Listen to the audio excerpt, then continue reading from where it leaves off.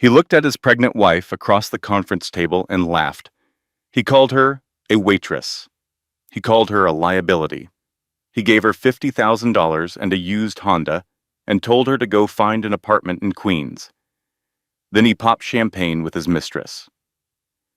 What Liam Pimbrook did not know, what he could not have known because his arrogance had made him blind, was that the quiet woman in the frayed cardigan sitting across from him was not a waitress from Brooklyn.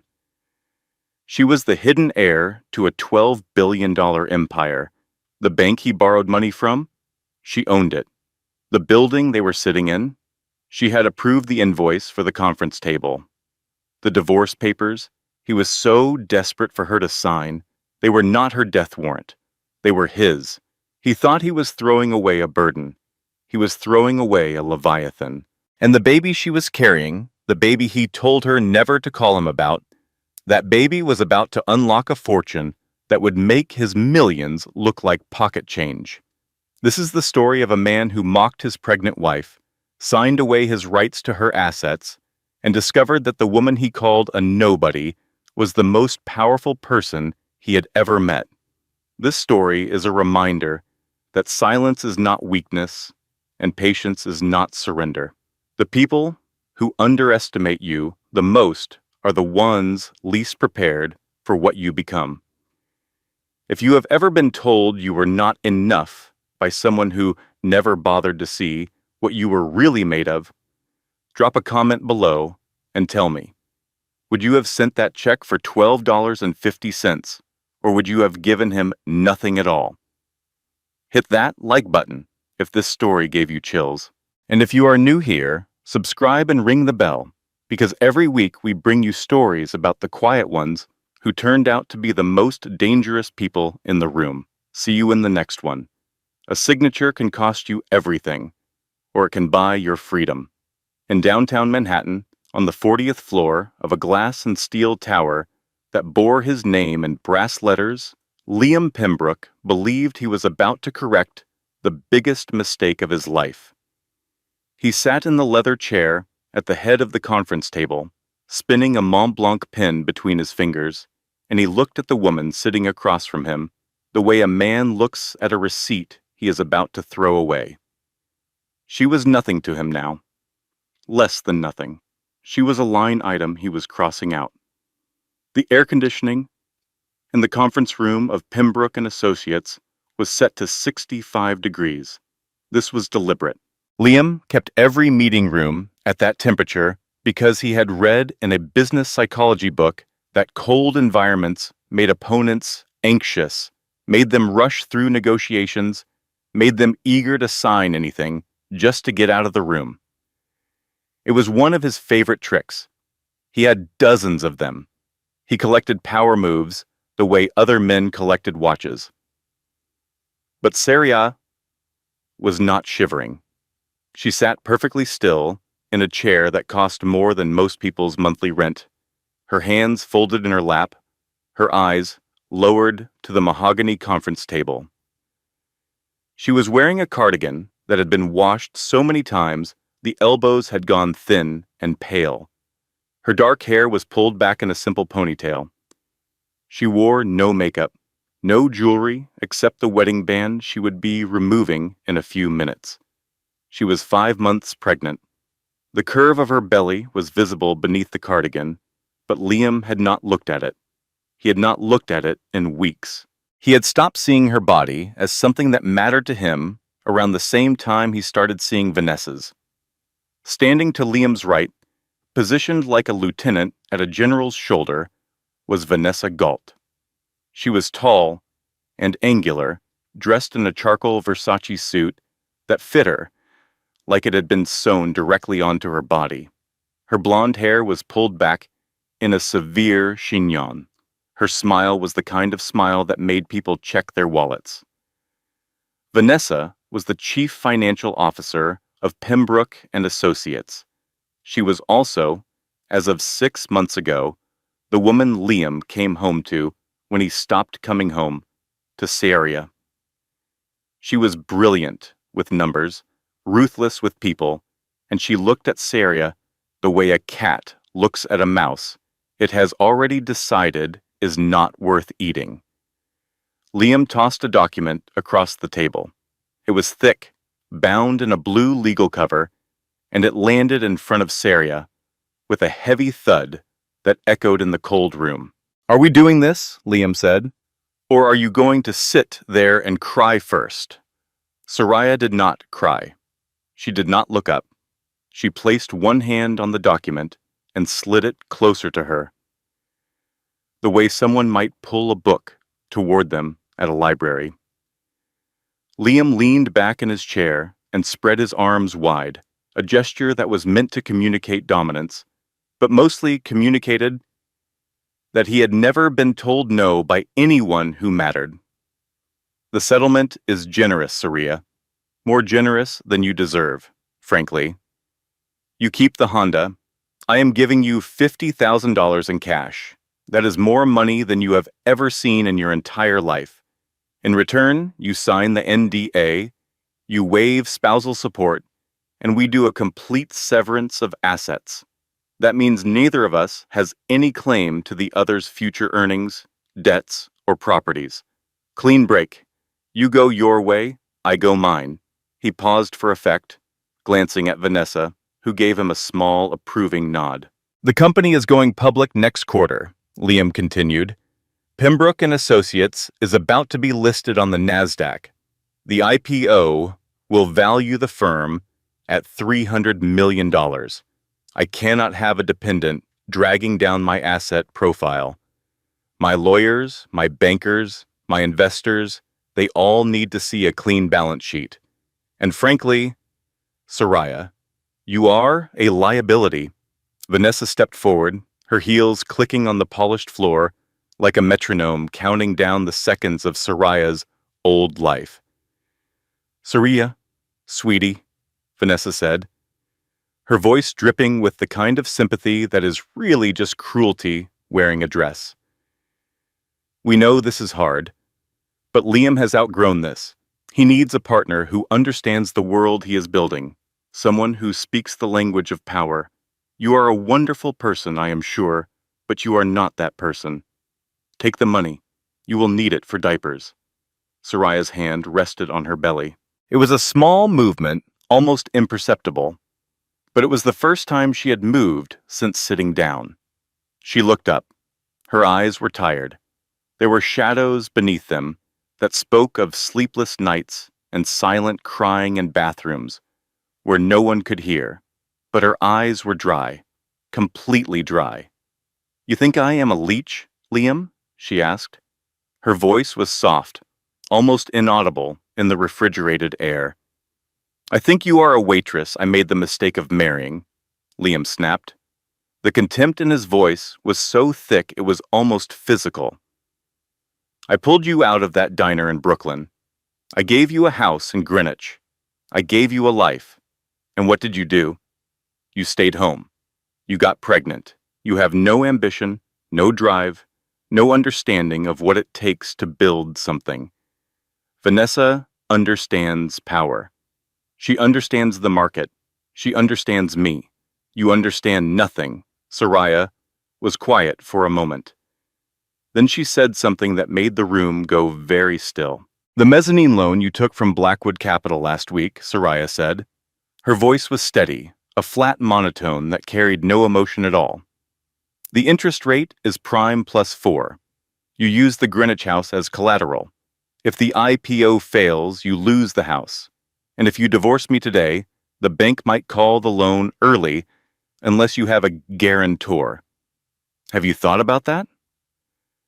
The silence that followed was the kind of silence that happens when someone pulls a pin from a grenade and everyone in the room is trying to figure out where it is going to land. Liam's face changed. The smirk disappeared. His eyes narrowed. He leaned forward, and for the first time in the meeting, he looked at Sariah as if she were a person rather than a piece of furniture he was donating to charity.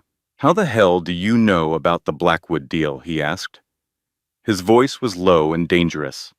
"That is confidential. That is not in any public filing." "How do you know about that?" I read. Sariah said simply. You went through my briefcase, Liam said, standing up so fast his chair rolled back and hit the window. This is exactly why I'm leaving you. You are paranoid and invasive. You know nothing about high finance, Sariah. You just memorized some words you saw on a piece of paper. You do not understand what they mean. Sign the divorce papers. Blackwood Capital does not care about a housewife. Sariah reached into her purse. She did not pull out a tissue. She did not pull out a phone. She pulled out a cheap ballpoint pen, the kind you get for free at a bank branch, and she uncapped it. You are right, Liam, she said softly. I do not belong in your world. I will sign. Liam exhaled. He exchanged a victorious look with Vanessa, who smiled like a woman who had just won an auction. Smart girl, Liam said. Take the 50 grand and find a nice little apartment in Queens. Maybe go back to waiting tables. It suits you. He paused, then added, as if it were an afterthought. And when that baby comes, do not call me. I will not be listed on the birth certificate. My lawyer will make sure of that. Sariah flipped to the last page of the document. The clause was bolded. Complete severance of assets. It stated that neither party would have any claim to the other's future earnings, debts, or properties acquired after the date of signing. Are you sure you want to waive all rights to my assets? Sariah asked, pausing with the pen hovering over the signature line. And I waive all rights to yours? Liam laughed. It was a harsh, barking sound that bounced off the glass walls. Your assets? Your checking account has $1,200 in it. Yes, Sariah. I waive my rights to your vast fortune. He turned to Vanessa. Can you believe this? Vanessa laughed too. It was the kind of laugh that would echo in Liam's memory for years, long after he had stopped finding anything funny. Sariah signed. The scratch of the cheap pen on the expensive paper sounded like a match being struck in a very dark room. She pushed the document back across the table. Done, she whispered. Liam snatched the papers, checked the signature, and grinned. He checked his watch, a Patek Philippe that cost more than most people's cars. Finally, he said, I am free. Now get out. Vanessa and I have a celebration dinner at Les Bernardins. Security will escort you. Sariah stood up. She smoothed down her cardigan over her pregnant belly. She picked up her purse, the same worn leather purse she had carried for years. She did not look back at the man she had loved for 7 years. She did not look at the woman who had stolen him. She walked to the glass door of the conference room, and she paused with her hand on the handle. Goodbye, Liam, she said. I hope Blackwood Capital treats you well. Liam did not even look up. He was too busy uncorking the champagne. The rain hit Sariah the moment she stepped through the revolving door of the Pimbrook and Associates Tower and onto the sidewalk of Fifth Avenue. It was a cold rain, the kind that comes in late autumn in New York. The kind that does not fall so much as it attacks, driving sideways in gray sheets that soak through clothing in seconds. The doorman did not offer her an umbrella. He had been told she was no longer a VIP. He had been told she was no longer anything at all. Sariah stood on the sidewalk for a moment, letting the rain hit her face. Pedestrians hurried past, hunching under umbrellas and briefcases, not giving a second glance to the pregnant woman in the frayed cardigan who looked like she had just lost everything. And in a way, she had. She had lost her husband. She had lost the house in Greenwich. She had lost the illusion of a simple, quiet life that she had tried so hard to maintain for 7 years. She had lost the fantasy that Liam Pimbrook had ever loved her for anything other than what she appeared to be, which was nothing. But appearances, as Sariah Kensington knew better than anyone alive, are the most expensive lies in the world. She walked 2 blocks south, away from the building, away from the security cameras, away from the world of Pimbrook and Associates. She stopped in front of a nondescript black sedan idling in a no-parking zone on a side street. It was not a sedan, actually. It was a Bentley Flying Spur, midnight black, with tinted windows so dark they were almost opaque. The license plates were registered to a shell company in Delaware that was owned by a holding company in Geneva that was owned by a trust that did not technically exist on any public record. A man in a dark suit stepped out of the driver's side immediately. He was in his 60s, with silver hair and the kind of posture that suggested a lifetime of military service, followed by a lifetime of serving someone he respected even more than any commanding officer. He held an umbrella over Sariah before a single additional drop of rain could touch her. "Mrs. Sterling," the man said, bowing his head slightly. Sariah stopped walking.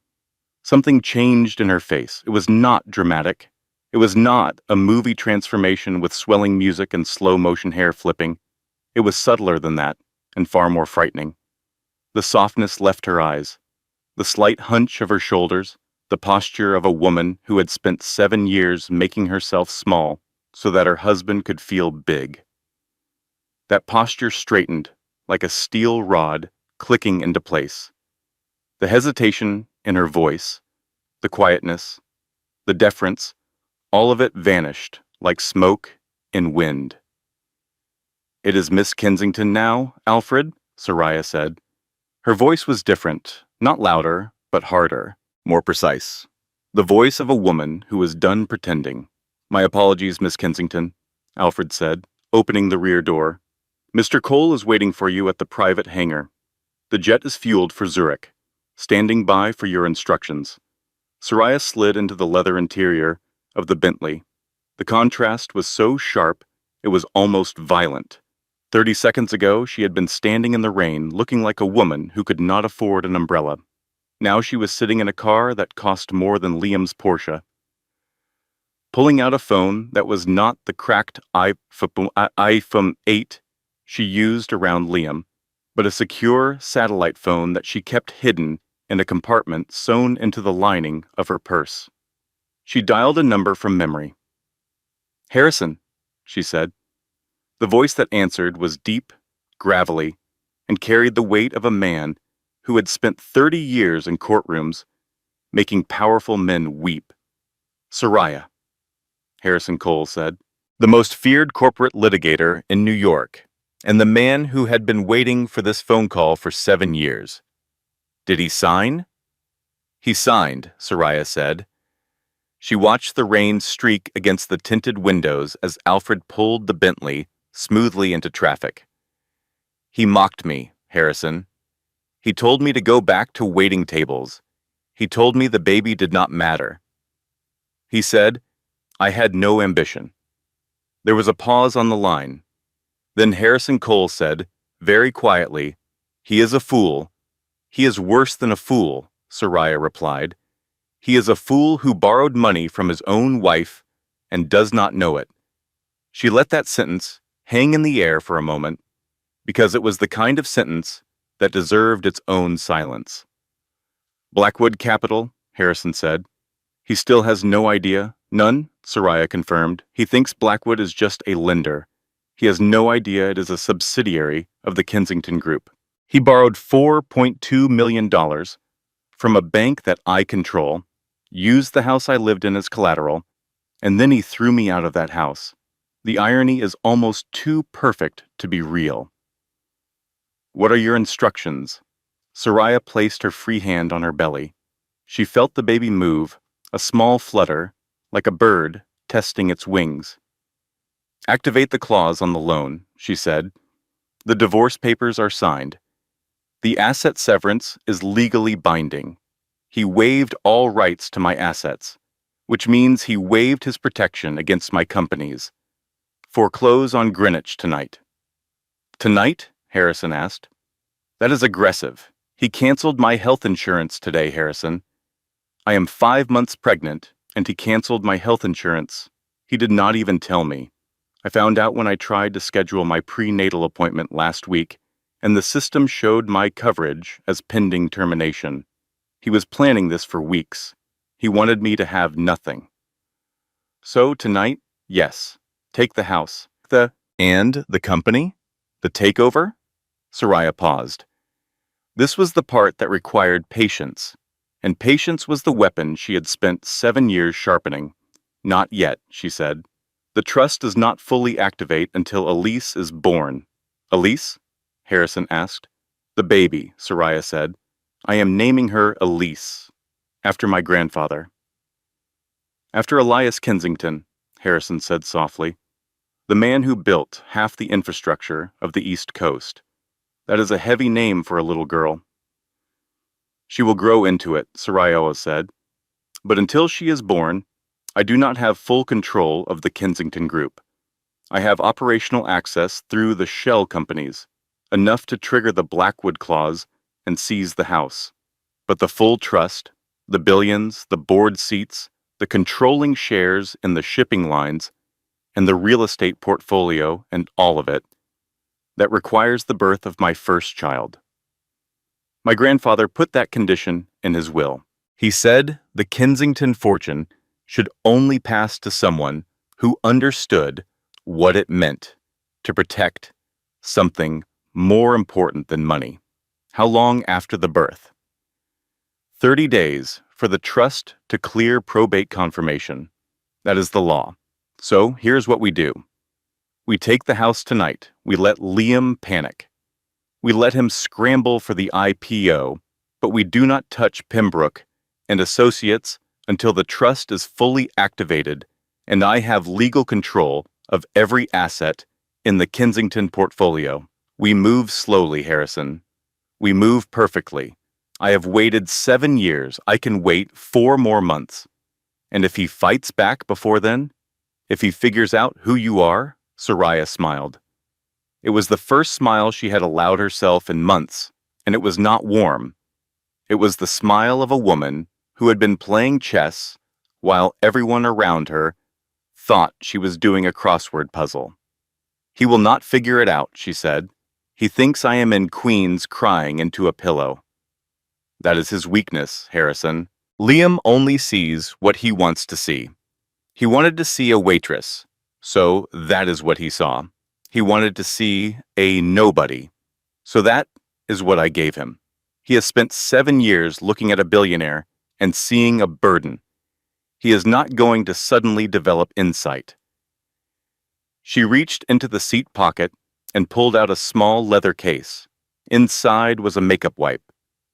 She scrubbed her face, removing the carefully applied look of exhaustion and neglect that she had worn to the signing. Underneath, her skin was clear and sharp. She pulled the elastic from her ponytail and let her hair fall in waves around her shoulders. She was not Sariah Pimbrook, the waitress Liam had saved from a life of mediocrity. She was Sariah Kensington, granddaughter of Elias Kensington, the steel and shipping magnate who had built half the ports on the eastern seaboard. When her parents died in a plane crash, when she was 19, she had inherited everything. A fortune so vast, it was managed by an army of proxies, trustees, and financial architects whose sole purpose was to keep the Kensington name out of the headlines and the Kensington money out of the hands of fortune hunters. She had met Liam 8 years ago. She had been 24, taking a break from her life, working a normal job at a diner in Brooklyn because she wanted to understand how real people lived. She wanted to know if she could be loved for who she was, not what she had.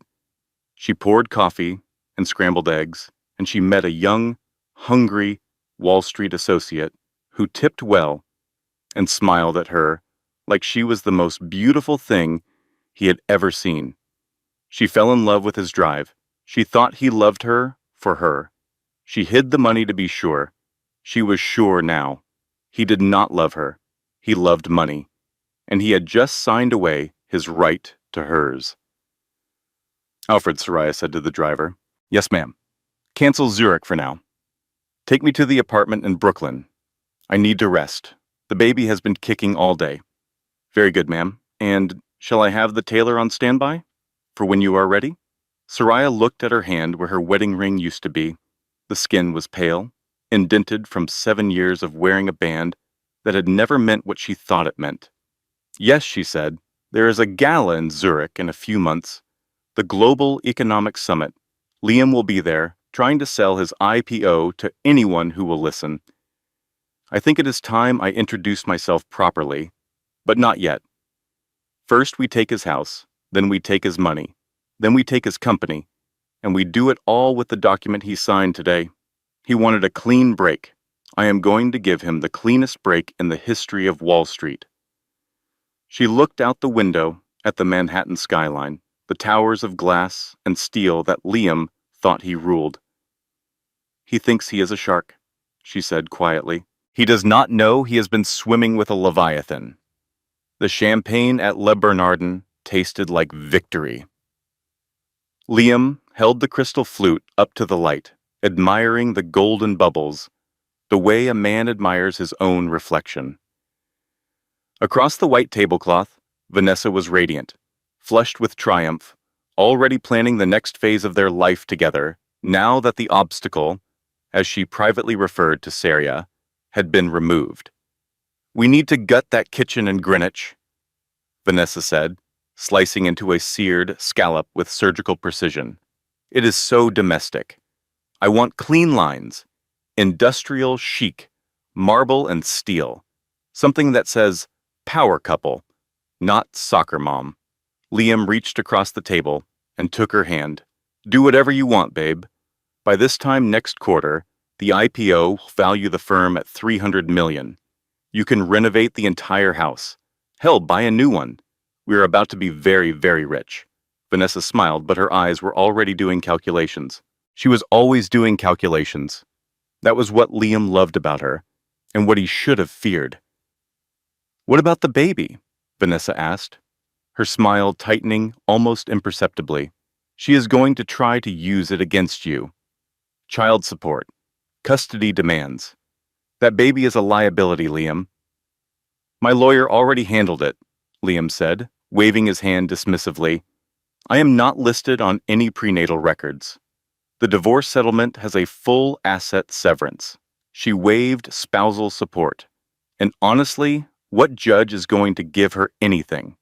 She has no income, no savings, no education beyond a GED.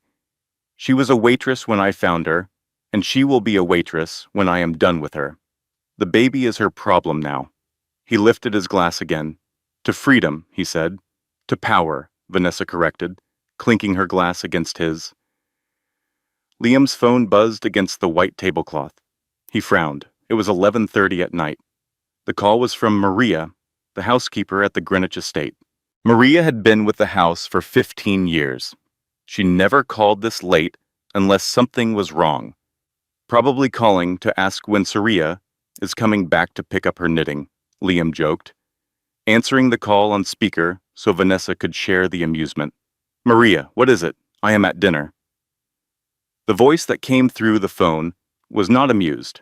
It was shrill, trembling, barely coherent with panic. Mr. Pimbrook, you have to come home, right now. There are men here, police and men in suits. They are changing the locks. They are taking things out of the house. They told me to leave. They said the bank owns the house now. The scallop on Vanessa's plate suddenly looked a lot less appetizing. Liam's hand tightened around his phone. What are you talking about? What men? What bank? They said they are from Blackwood. They have papers. They have a sheriff with them. Mr. Pimbrook, they are taking your golf clubs right now. They are taking the paintings from the hallway. Liam ended the call. The color had drained from his face so quickly that he looked like a man who had just been told he had 6 months to live. It is a mistake, Vanessa said quickly, though her eyes had gone sharp and watchful. Call Blackwood. It is a clerical error. These things happen with new loans. Liam was already dialing. He had the direct number for Gary Wheeler, a vice president at Blackwood Capital who had wined and dined him just last week. Gary had taken him to a Knicks game in a private suite and told him the Blackwood loan was the beginning of a beautiful partnership. The automated message that played was not beautiful at all. The number you have dialed has been disconnected or is no longer in service. Liam stared at his phone. What the hell? He tried again. Same message. He tried the main Blackwood Capital office line. Same message. Vanessa's face had gone very still. She was no longer smiling. She was no longer planning kitchen renovations. She was doing the math, and the math was not good. We have to go, Liam said, throwing a handful of cash onto the table. Right now. The drive from Midtown Manhattan to Greenwich, Connecticut, usually took 45 minutes. Liam made it in 30.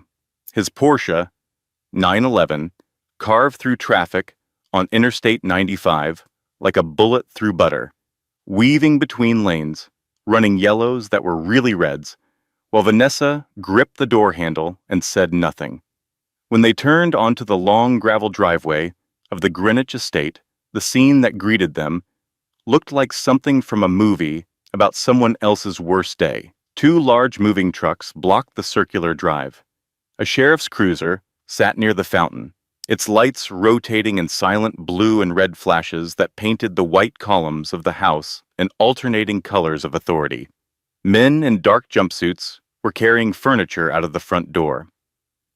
Liam's furniture, his leather sofas, his antique desk, his collection of first edition books. Liam slammed the car door so hard the window rattled. He stormed up the front steps, his dress shoes crunching on the gravel. Hey, he shouted at a mover carrying a painting. That is a Rothko. That painting is worth $200,000. Put it down right now. The mover did not put it down. He did not even look at Liam. He carried the Rothko to the truck and slid it into a padded slot alongside the rest of Liam's former life. A man in a charcoal suit stepped forward from the shadows of the portico. He was holding a clipboard and wore an expression of professional boredom that suggested he had done this many times before and would do it many times again. His name badge read Henderson, and his title was Senior Asset Recovery Specialist. Mr. Pimbrook? Henderson asked. I own this house, Liam shouted, jabbing a finger in Henderson's direction. I am the CEO of Pimbrook and Associates. I am one of the most powerful men on Wall Street. Boufenbam. Get your men off my property before I sue you into a crater. Henderson did not blink. He did not flinch. He handed Liam a document with the same casual indifference a flight attendant might hand a passenger a napkin. Notice of default and immediate acceleration of payment, Henderson recited. Per the terms of your loan agreement with Blackwood Capital. Clause 14, Section B. Any significant alteration in the borrower's marital status or asset protection profile constitutes a material risk event. You signed a divorce settlement today, waiving spousal assets. That triggered the risk assessment. The bank has called the loan. Full principal, $4.2 million, payable immediately. Liam's mouth opened and closed. He looked like a fish that had just been pulled from a tank it thought was the ocean. Called the loan? I have 30 years to pay this. Not under the risk clause, Henderson corrected, his voice flat and practiced. You owe the full amount. Since you did not wire the funds by 5 p.m. today, we are seizing the collateral. The collateral is this house and its contents. This is insanity, Vanessa screamed from behind Liam, her Louboutin heels sinking into the gravel as she marched toward Henderson. We have an IPO next week. We are good for the money. This is a temporary cash flow situation. Henderson looked at Vanessa, then back at his clipboard. The lender is not interested in promises or projections, Miss Galt. They want the asset. We are changing the locks tonight. You have 10 minutes to retrieve personal items. Anything left after that becomes property of the recovery trust. Liam grabbed Henderson's lapel. Who is the lender? I want to speak to the owner of Blackwood Capital right now. I want a name. Henderson removed Liam's hand with a grip that was surprisingly firm. The ownership of Blackwood Capital is held by a blind trust, Henderson said. I do not have the name. I do not need the name. My orders came from the top, and the directive was very specific. What directive?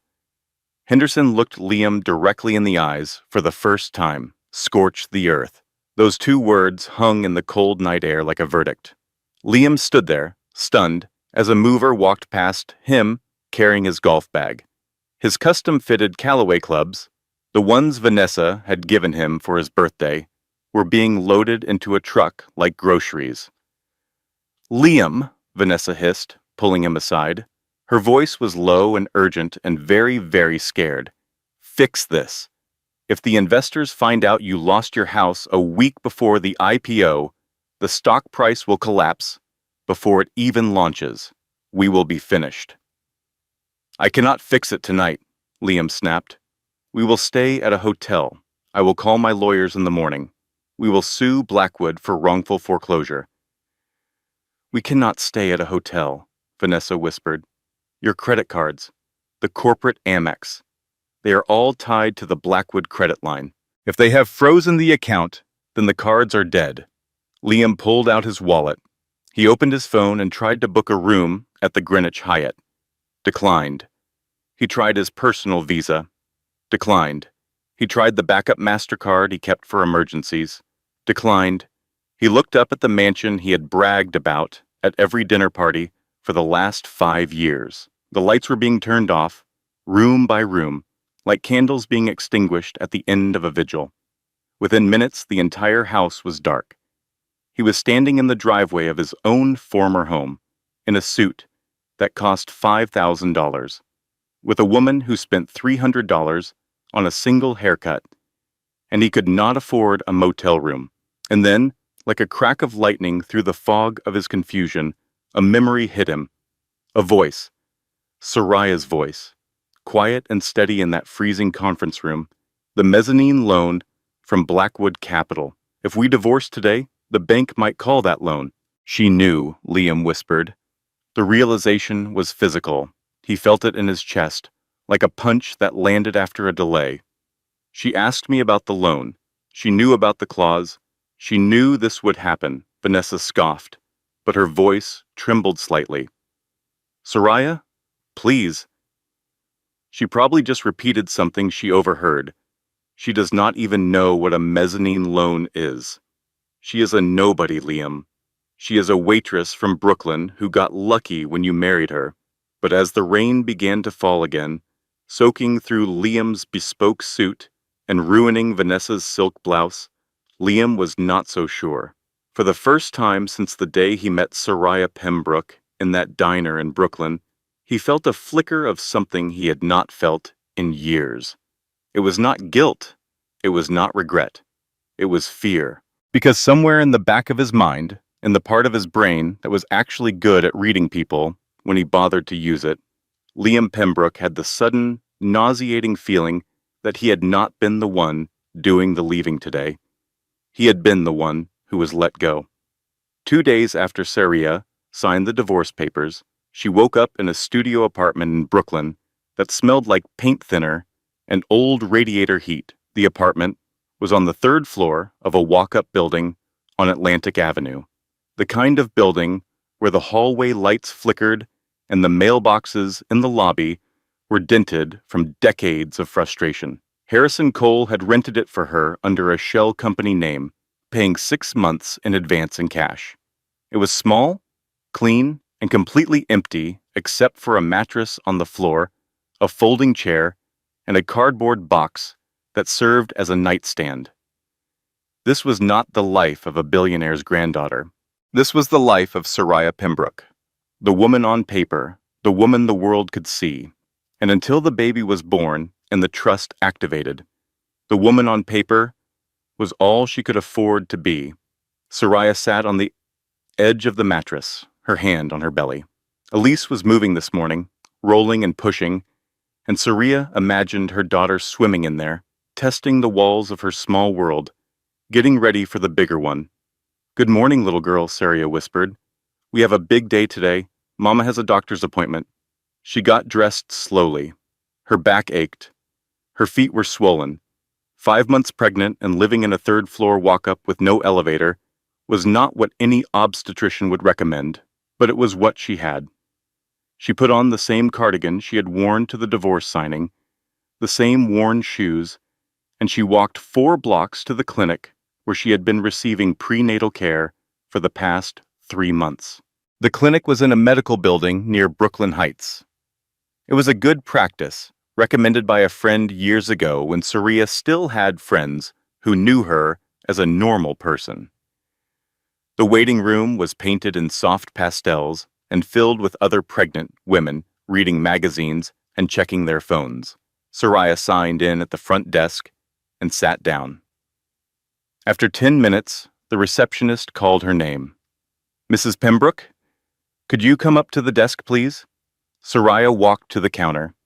The receptionist was a young woman with kind eyes who looked deeply uncomfortable. "I am sorry, Mrs. Pimbrook. I do not know how to say this, but your insurance has been terminated. We received the notification from the carrier this morning. Your coverage ended 2 days ago." Sariah's hand went to her belly. "Ended?" "Yes, ma'am. It appears the policyholder canceled the plan.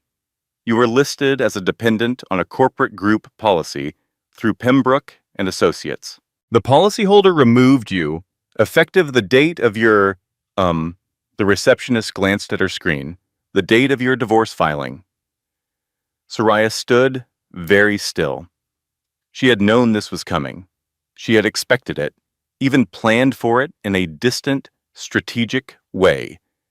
But knowing something intellectually and feeling it hit you in the chest while you are standing in a doctor's office with your baby moving inside, you are 2 very different things. "Without coverage," the receptionist continued, her voice gentle, "we cannot schedule the appointment.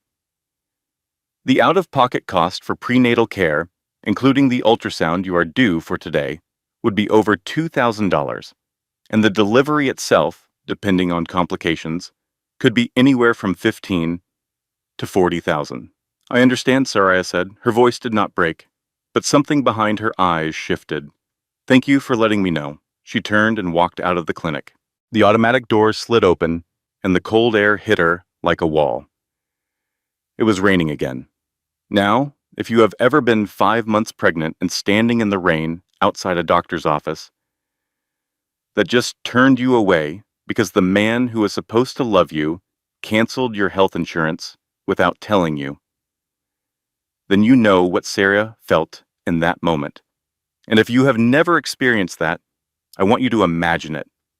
Imagine carrying a life inside you, a daughter you have already named, a daughter who is already the most important thing in your universe, and being told that the system designed to keep her safe has been switched off by the man who helped create her. That is not just cruelty. That is erasure. He was not just divorcing Sariah. He was trying to erase the fact that his child existed at all. Sariah sat down on a bench at a bus stop.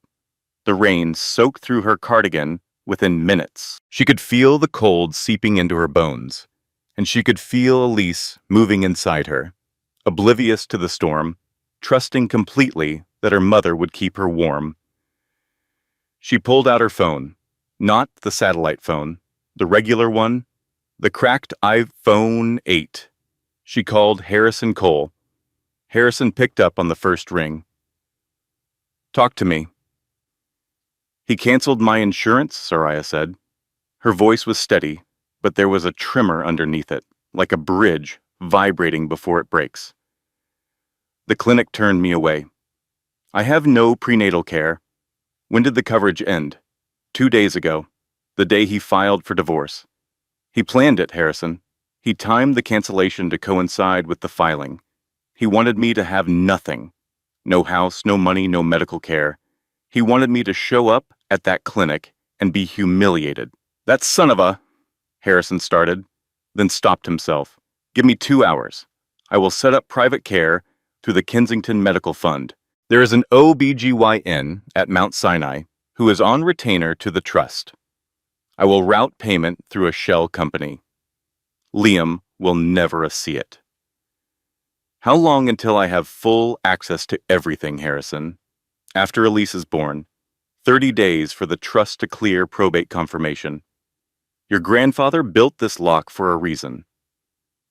My grandfather, Sariah said, watching the rain puddle around her shoes, never sat in the rain pregnant and uninsured. He built that lock from a penthouse.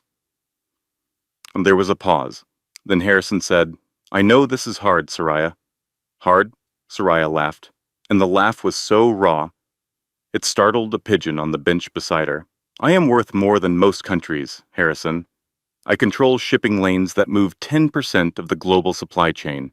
I approved the invoice for the conference table Liam made me sign my divorce papers on, and I am sitting on a bench in Brooklyn in the rain because I cannot see my own doctor. This is not hard, Harrison. This is absurd. It is temporary. Everything is temporary. That is what makes it dangerous. I need to stay healthy for 4 more months. I need this baby to come safely. If anything happens to Elise, the trust stays locked. Liam keeps his company. Vanessa keeps her position.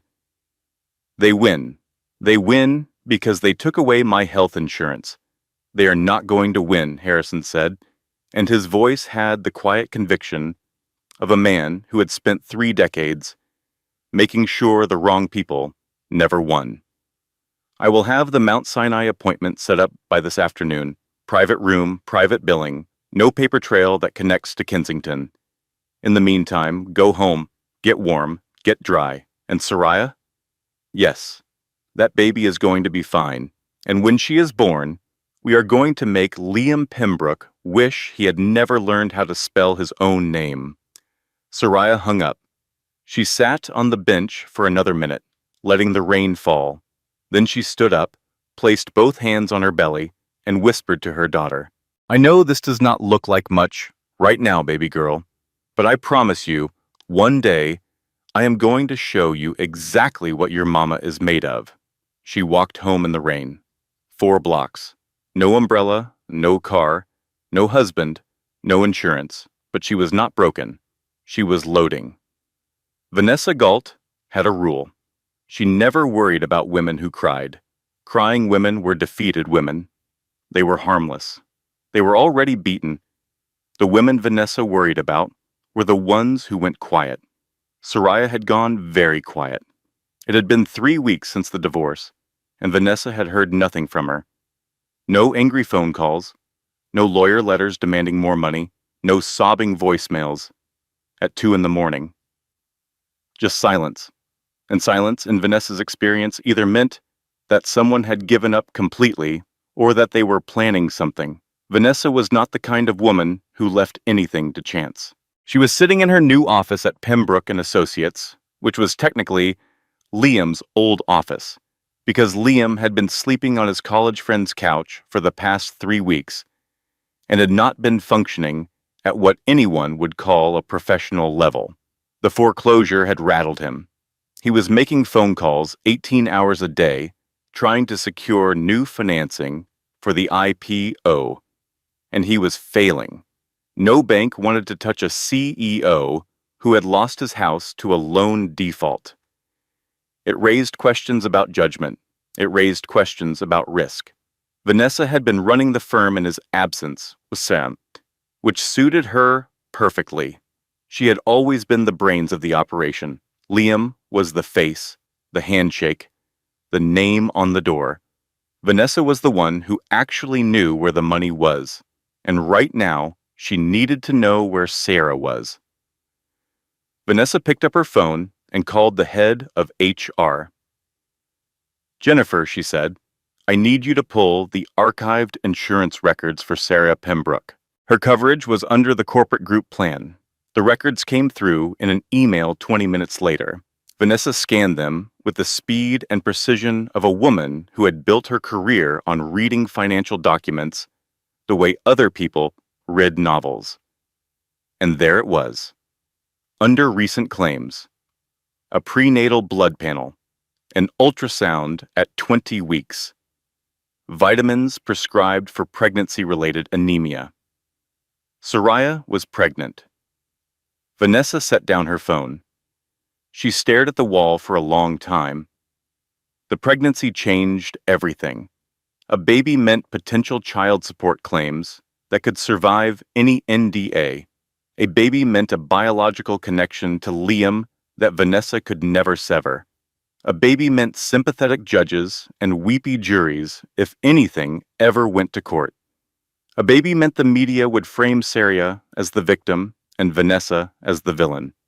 Most importantly, a baby meant Liam might feel guilty.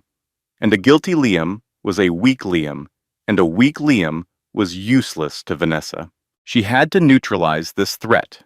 Over the next 2 weeks, Vanessa executed a campaign of cruelty so methodical it would have impressed a military strategist. First, she moved into the Greenwich house. The foreclosure had been on Liam's loan, but Vanessa had convinced Blackwood's asset recovery team through a series of phone calls that blended flirtation and implied legal threats to allow her to rent the property as a caretaker until the bank found a buyer.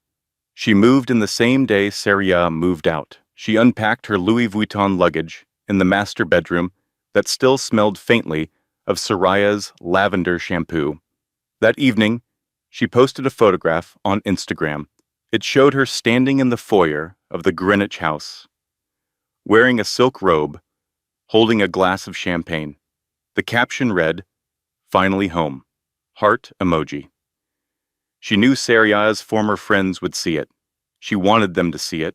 She wanted them to choose sides. Second, she found Sariah's remaining clothes in the guest room closet. Sariah had not taken everything when she left. She had taken the essentials, the things she could carry, and left behind the rest, including a soft gray maternity jacket that she had bought at a second-hand store using money she had saved from the grocery budget Liam gave her. Vanessa wore the jacket to the office the next day. She did not know its history. She did not know that Sariah had found it on a sale rack and held it up to her belly in the mirror of a thrift store, smiling, imagining wearing it in her 3rd trimester. Vanessa just thought it was a decent jacket. Third, and this was the move that earned Vanessa a special place in the story we are telling, she began talking about Sariah's pregnancy to anyone who would listen. She got pregnant on purpose, Vanessa told a group of associates at the office. Happy hour. It is the oldest trick in the book. Trap the man with a baby and then ride the child support gravy train for 18 years. Women like that disgust me. They use their bodies as bargaining chips.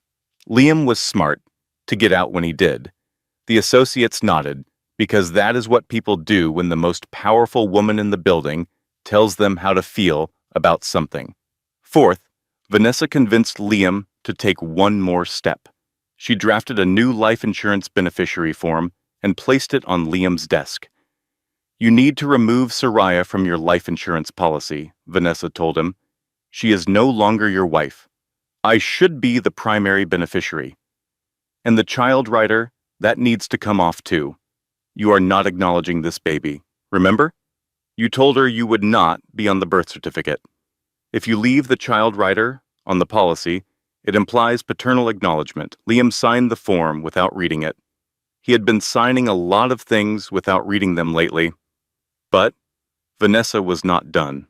The pregnancy was still a problem. It was a ticking clock, a biological bomb that could detonate Vanessa's carefully constructed future at any moment. She needed to do something about it. Not permanently. Vanessa was not, she told herself, a monster. She just needed to apply enough pressure to make the problem go away on its own. Vanessa had a friend from college named Darcy who lived in Brooklyn Heights. Darcy ran in the same social circles that Sariah's former acquaintances inhabited. Vanessa called Darcy and casually asked if she had seen Sariah around the neighborhood. As a matter of fact, Darcy said, I saw her yesterday going into the medical building on Montague Street. She looked pregnant, Vanessa. Vanessa asked Darcy for the exact address. Then she asked Darcy what time Sariah had been there. Then she thanked Darcy and told her they should get brunch soon and never called her again. The next day, Vanessa positioned herself outside the medical building on Montague Street. She was wearing dark sunglasses and a camel coat, looking like a woman who belonged everywhere and nowhere. She waited for 40 minutes. Sariah emerged from the building at 2:15 in the afternoon. She was wearing the same frayed cardigan. Her belly had grown noticeably in the 3 weeks since the divorce. She looked tired. She looked alone. She walked toward the staircase that led down to the street level, and that is where Vanessa intercepted her. Sariah, Vanessa said, stepping into her path at the top of the stairs. What a coincidence. Sariah stopped. She looked at Vanessa with an expression that was impossible to read. Hello, Vanessa. I heard about the baby, Vanessa said, looking at Sariah's belly with an expression that was half pity and half disgust.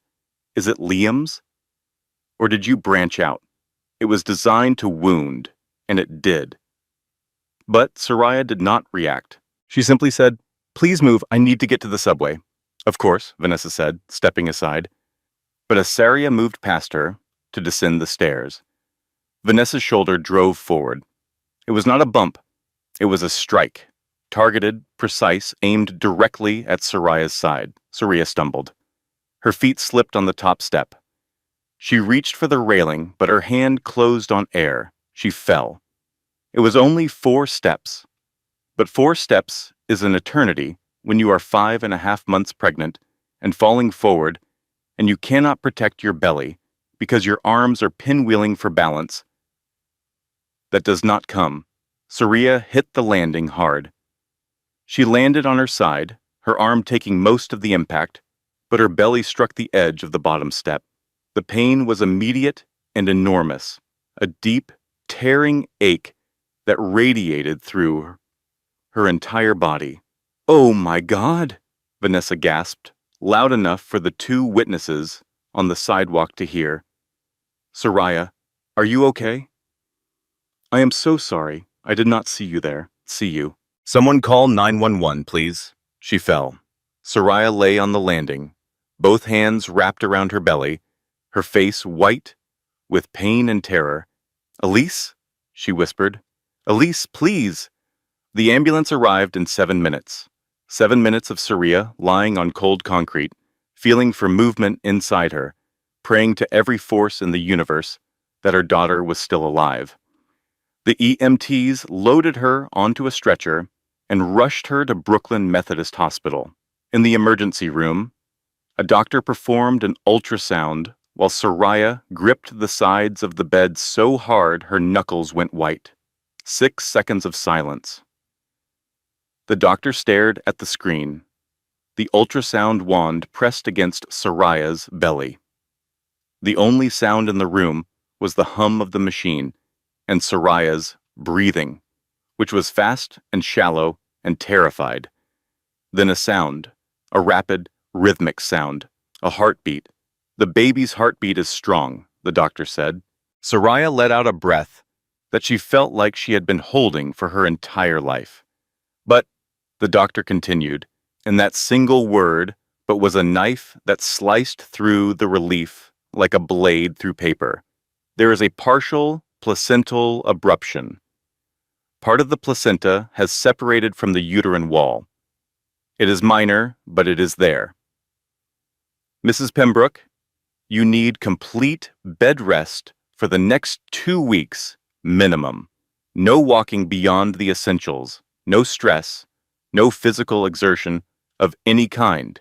If this abruption worsens, you could go into preterm labor. At 5.5 months, the baby's chances outside the womb are not good. Sariah nodded. She understood. She understood with every cell in her body. After the doctor left, Sariah lay in the hospital bed and stared at the ceiling. She was alone. There was no husband in the waiting room. There was no mother to call. There was no friend who knew who she really was. There was only Harrison Cole's number on her phone and the sound of her daughter's heartbeat still echoing in the room. She called Harrison. "Vanessa pushed me," Sariah said. Her voice was flat, controlled, but underneath it was a rage so deep it could have powered a city. On the stairs outside the medical building on Montague Street, she aimed for my belly. I fell. The doctor says partial placental abruption. Bed rest for 2 weeks. Harrison was quiet for 3 seconds. When he spoke, his voice was the voice of a man deciding exactly how much destruction to cause and when. "Was there a camera?" he asked. "The building has exterior security cameras. I saw them when I walked in.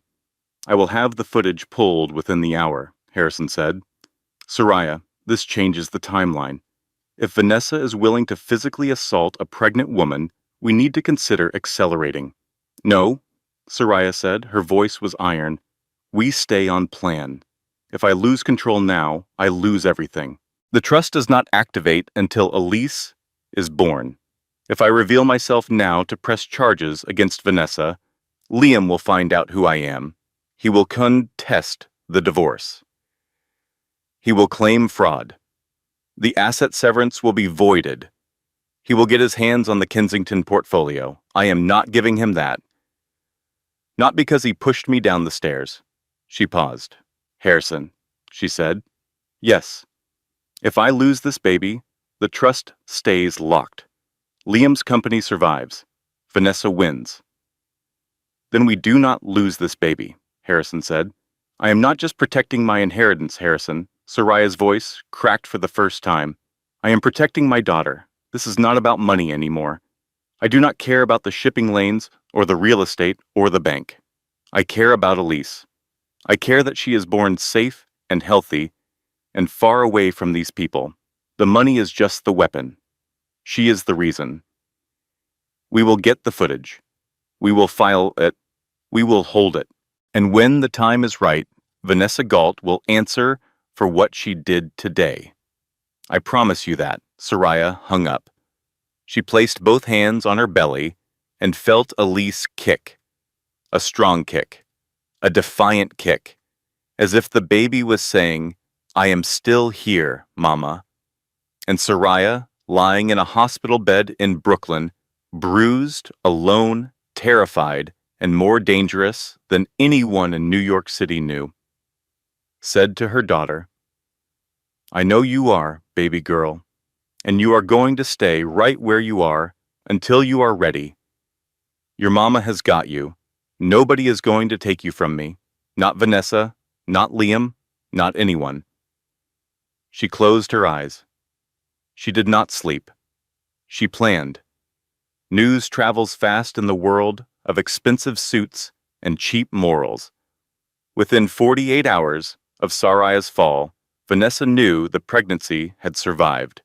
She had her sources at the hospital, a billing clerk who owed her a favor. The baby was fine. Sariah was on bed rest. The situation was stable. Vanessa considered this a temporary setback, not a defeat. She sat in the living room of the Greenwich house, the house that technically belonged to a bank that technically belonged to Sariah, though nobody except Harrison Cole and Alfred knew that yet, and she thought about her next move. The direct approach had failed. She could not simply make the pregnancy disappear. She had underestimated the stubbornness of Sariah's body, or perhaps the stubbornness of Sariah's baby. Either way, the child was coming. Vanessa needed a different strategy. She needed Liam to take the baby. Not because Vanessa wanted a child. God, no. Children were messy, loud, and terrible for maintaining a size 2 figure. But if Liam had custody, he controlled the child. If he controlled the child, he controlled Sariah. And if he controlled Sariah, Vanessa controlled everyone. She found Liam at his college friend Brad's apartment in Hoboken, sitting at the kitchen table in a wrinkled shirt, surrounded by printouts of financial projections and empty coffee cups. "We need to talk about the baby," Vanessa said, sitting down across from him. "I do not want to talk about the baby," Liam muttered. "I do not want to think about the baby. That baby is the last thing I need right now. The IPO Road show starts in 3 weeks, and I cannot get a single bank to return my calls. I am sleeping on Brad's pull-out sofa. I had to borrow money from a guy I have not spoken to since college. My life is falling apart, and you want to talk about a baby?" "I want to talk about leverage," Vanessa said, and the word made Liam look up. Vanessa leaned forward. "Listen to me. On paper, what does Sariah?" "Yes, nothing. $1,200 in a checking account. No job, no income, no permanent address. She is living in some apartment in Brooklyn that she probably cannot afford. She is pregnant, alone, and broke. What judge in America is going to give sole custody to a woman like that?" Liam blinked. "You want me to file for custody?" "I want you to file for emergency custody," Vanessa corrected. "Before the baby is even born. You go to the court, you present yourself as a concerned father. You argue that the mother is financially unstable, unemployed, and unable to provide adequate care for a child. You have a corner office on Wall Street. You have a name. You have a firm that is about to go public." "I lost my house," Liam pointed out. "Temporary setback due to an aggressive lender," Vanessa said smoothly. "Your lawyers can frame it that way. The point is, you are still the CEO of a major firm. She is nobody. File the motion, get emergency custody, and suddenly you have the strongest bargaining chip possible. If Sariah wants to see her own baby, she has to come through you. And if she has to come through you, she cannot cause you any problems with the IPO. She will be too busy begging." Liam stared at Vanessa for a long time, something in the back of his mind, some small surviving fragment of the man who had once been kind enough to leave a good tip for a waitress in a Brooklyn diner, whispered that this was wrong, that filing for custody of a child you did not want, from a woman you had already destroyed, for the sole purpose of using that child as a weapon, was something that went beyond business strategy and into something darker. But Liam had stopped listening to that part of himself a long time ago. He picked up his phone and called his lawyer. The custody papers were filed in family court in Connecticut on a Tuesday morning. Emergency motion for prenatal custody and postnatal guardianship. The filing argued that Liam Pimbrook, unemployed, uninsured, and residing in an unfurnished apartment in Brooklyn, New York, was unable to provide a safe and stable environment for a minor child. The filing requested that upon birth, the child be placed in the temporary custody of the father, Liam Pimbrook, CEO of Pimbrook and Associates. Sariah received the papers at 4 in the afternoon, delivered by a process server, who knocked on the door of her Brooklyn apartment while she was lying on the mattress on the floor, following the doctor's orders for complete bed rest. She read the filing once, then she read it again, then she set it down on the cardboard box that served as her nightstand, and stared at the water stain on the ceiling of her apartment for a very long time. She had expected Liam to be cruel. She had expected Vanessa to be dangerous.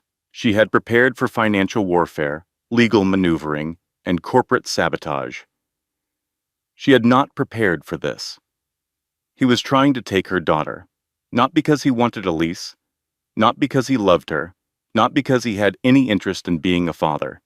He was trying to take Elise because she was useful, because a baby was leverage, because to Liam Pimbrook, every person in the world, including his own unborn child, was either an asset or a liability, and he had decided that Elise was an asset he could exploit.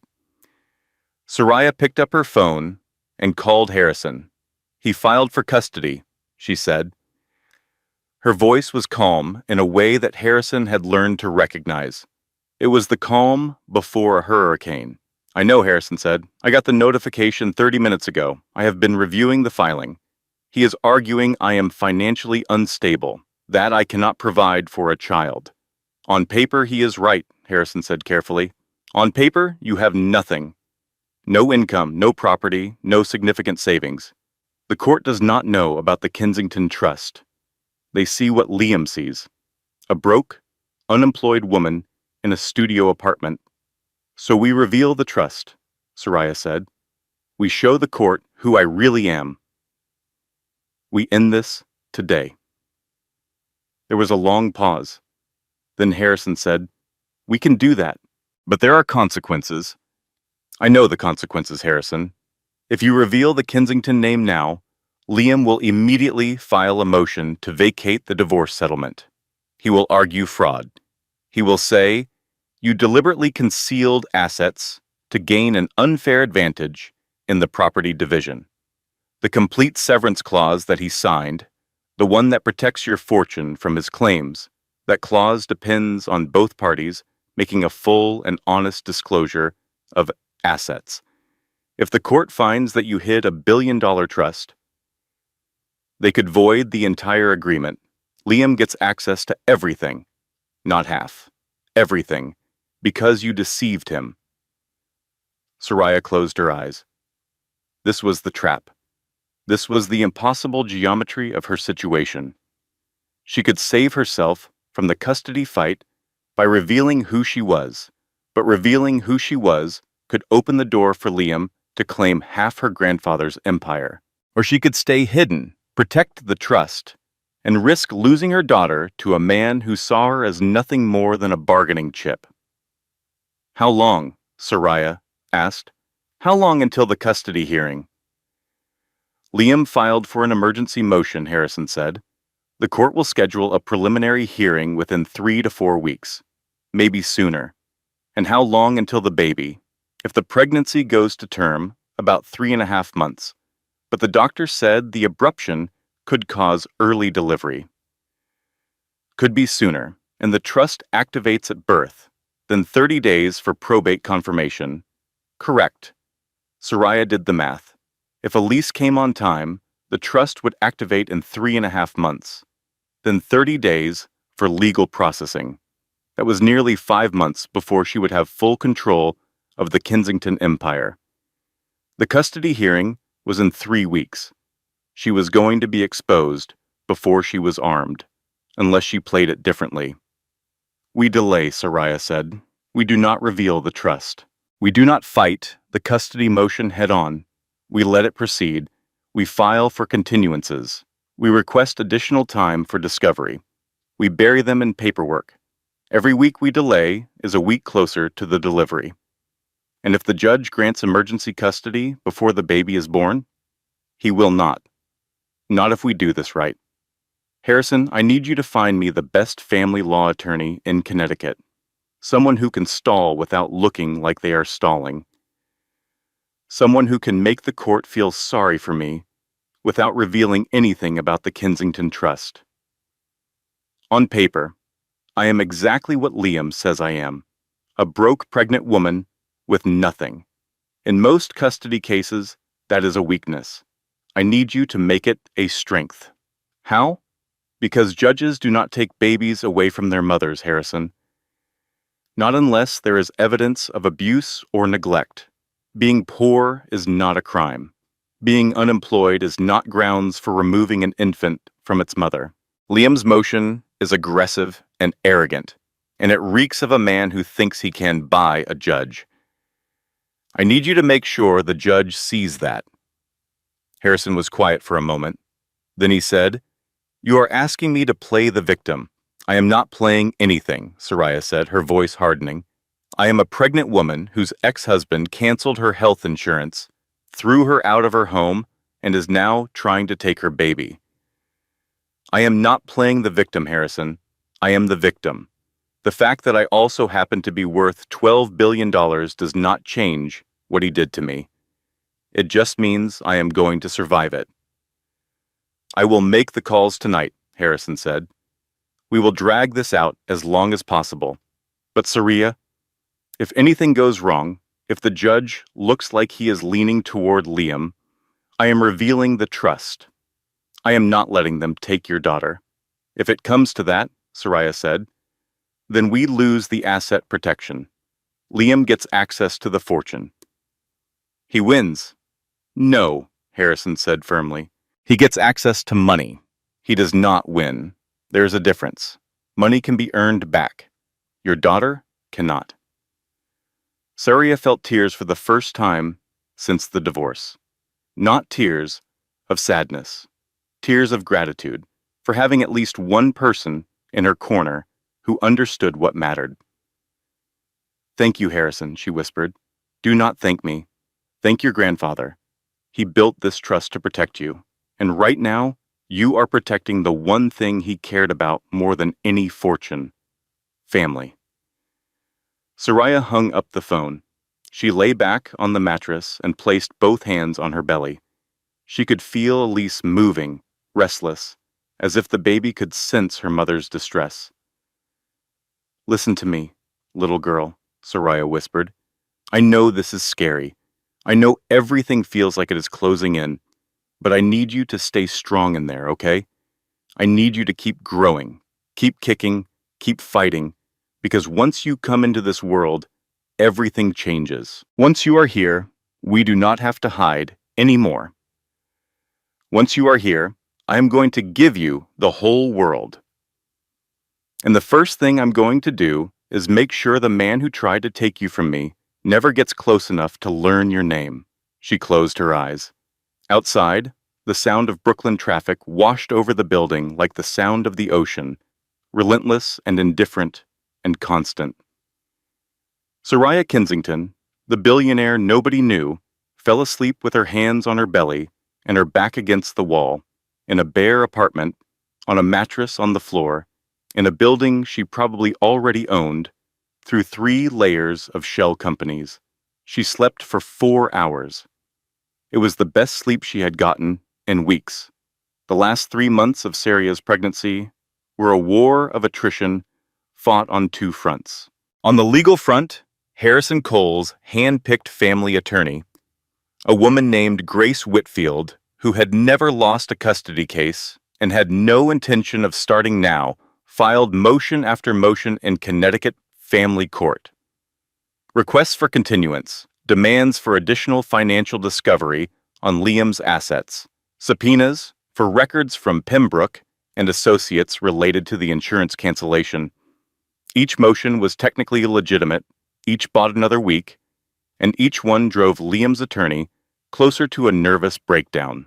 The judge, an older woman named Patricia Callahan, who had been on the bench for 20 years and had seen every variety of marital cruelty the state of Connecticut had to offer, was quietly sympathetic to Sariah. She had read the filings. She had seen the insurance cancellation. She had noted that Liam's motion did not contain a single sentence about wanting to be a father. It was entirely about assets, strategy, and control. Judge Callahan had been doing this job long enough to know the difference between a father who wanted his child and a man who wanted a weapon. She granted every continuance Grace Whitfield requested. On the medical front, Sariah followed the doctor's orders with the discipline of a general following a battle plan. Complete bed rest, no stress, prenatal vitamins, weekly monitoring at the private practice Harrison had arranged through Mount Sinai. The placental abruption stabilized but did not fully resolve. The doctor warned her that any significant stress event could trigger early labor. Sariah spent those months in the Brooklyn apartment, reading, planning, and talking to Elise. She read to her daughter every night, pressing the book against her belly so the baby could feel the vibration of the words. She read children's books that she ordered online with Harrison's operational fund. She read business journals that she had Alfred deliver in unmarked envelopes. She read legal filings and corporate prospectuses and the financial news that tracked the slow, painful implosion of Pimbrook and Associates' IPO roadshow. The IPO was dying.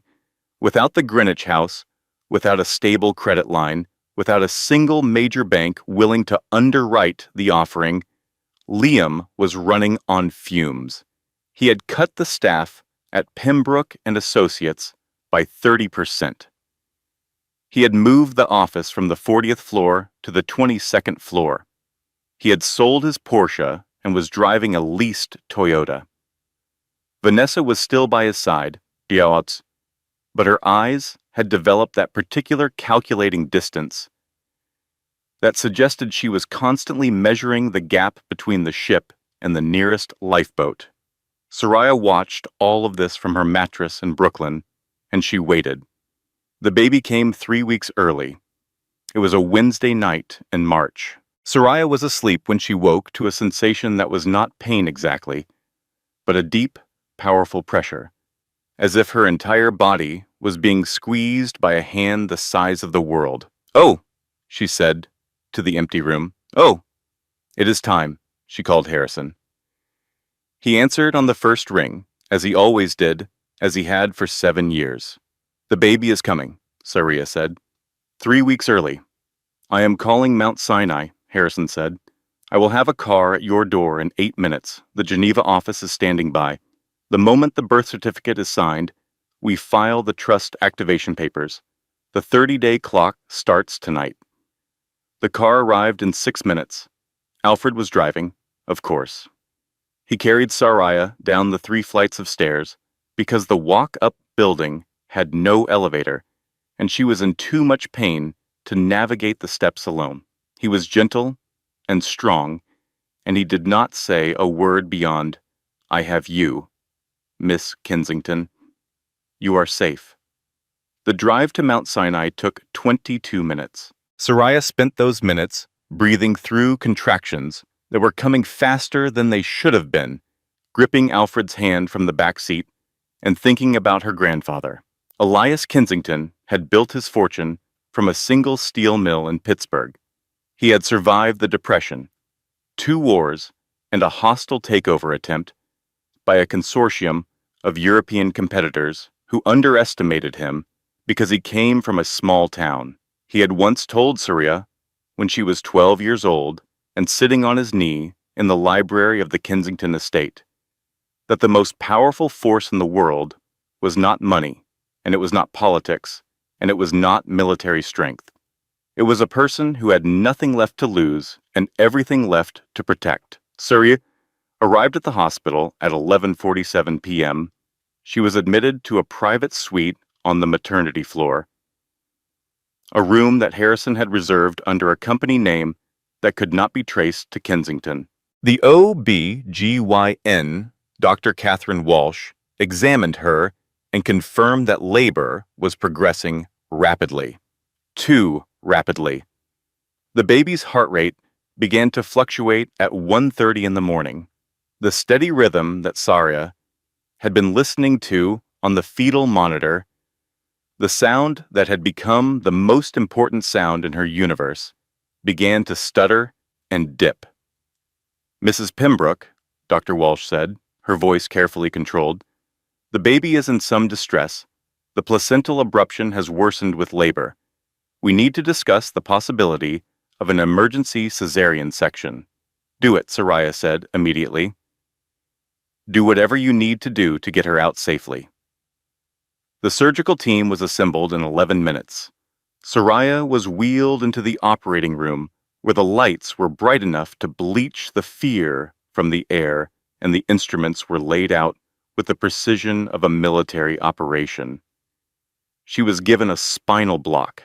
A blue curtain was raised across her midsection so she could not see what was happening below. She stared at the ceiling. She thought about the conference room on the 40th floor. She thought about Liam's face when he had told her she had no ambition. She thought about Vanessa's smile when she had said, "Take the money, you will need it for diapers." She thought about the bench in the rain. She thought about the stairs. She thought about her grandfather's words. A person who has nothing left to lose and everything left to protect. At 2:17 in the morning, Dr. Walsh reached inside and pulled Sariah's daughter into the world. For a moment that stretched like taffy, there was no sound.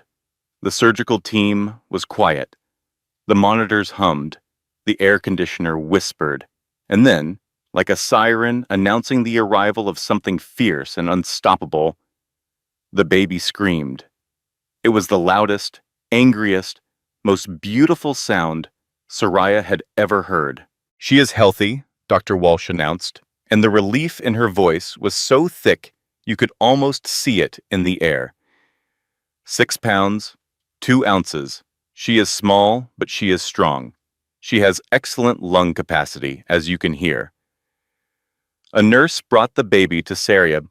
She was wrapped in a white blanket, her face red and scrunched, her tiny fists clenched as if she had been born ready for a fight.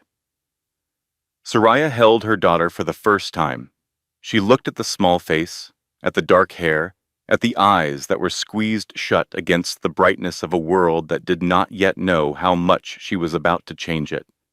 "Hello, Elise," Sariah whispered. Her voice broke. Tears ran down her face, and she did not wipe them away. "I am your mama, and I have been waiting for you for a very long time." In the waiting room, Harrison Cole stood up from his chair the moment a nurse came through the double doors. "Mother and baby are both healthy," the nurse said. "Born at 2:17 a.m. 6 pounds, 2 ounces. A girl." Harrison nodded once, a curt military nod, and pulled out his phone. He dialed the Geneva office. It was morning in Switzerland. "This is Harrison Cole," he said. "Authorization code, November Kilo, 77. The heir has been born. File the trust activation papers immediately. Start the 30-day clock." He hung up and sat back down. He allowed himself a small smile.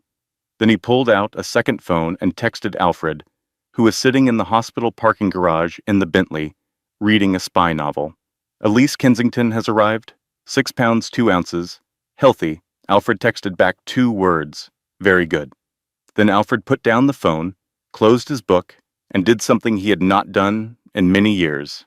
He cried, not for long, not dramatically, just a few quiet tears for the baby girl who had just inherited the weight of a dynasty and the love of a mother who would burn the world down to keep her safe. Back in the recovery room, Sariah held Elise against her chest.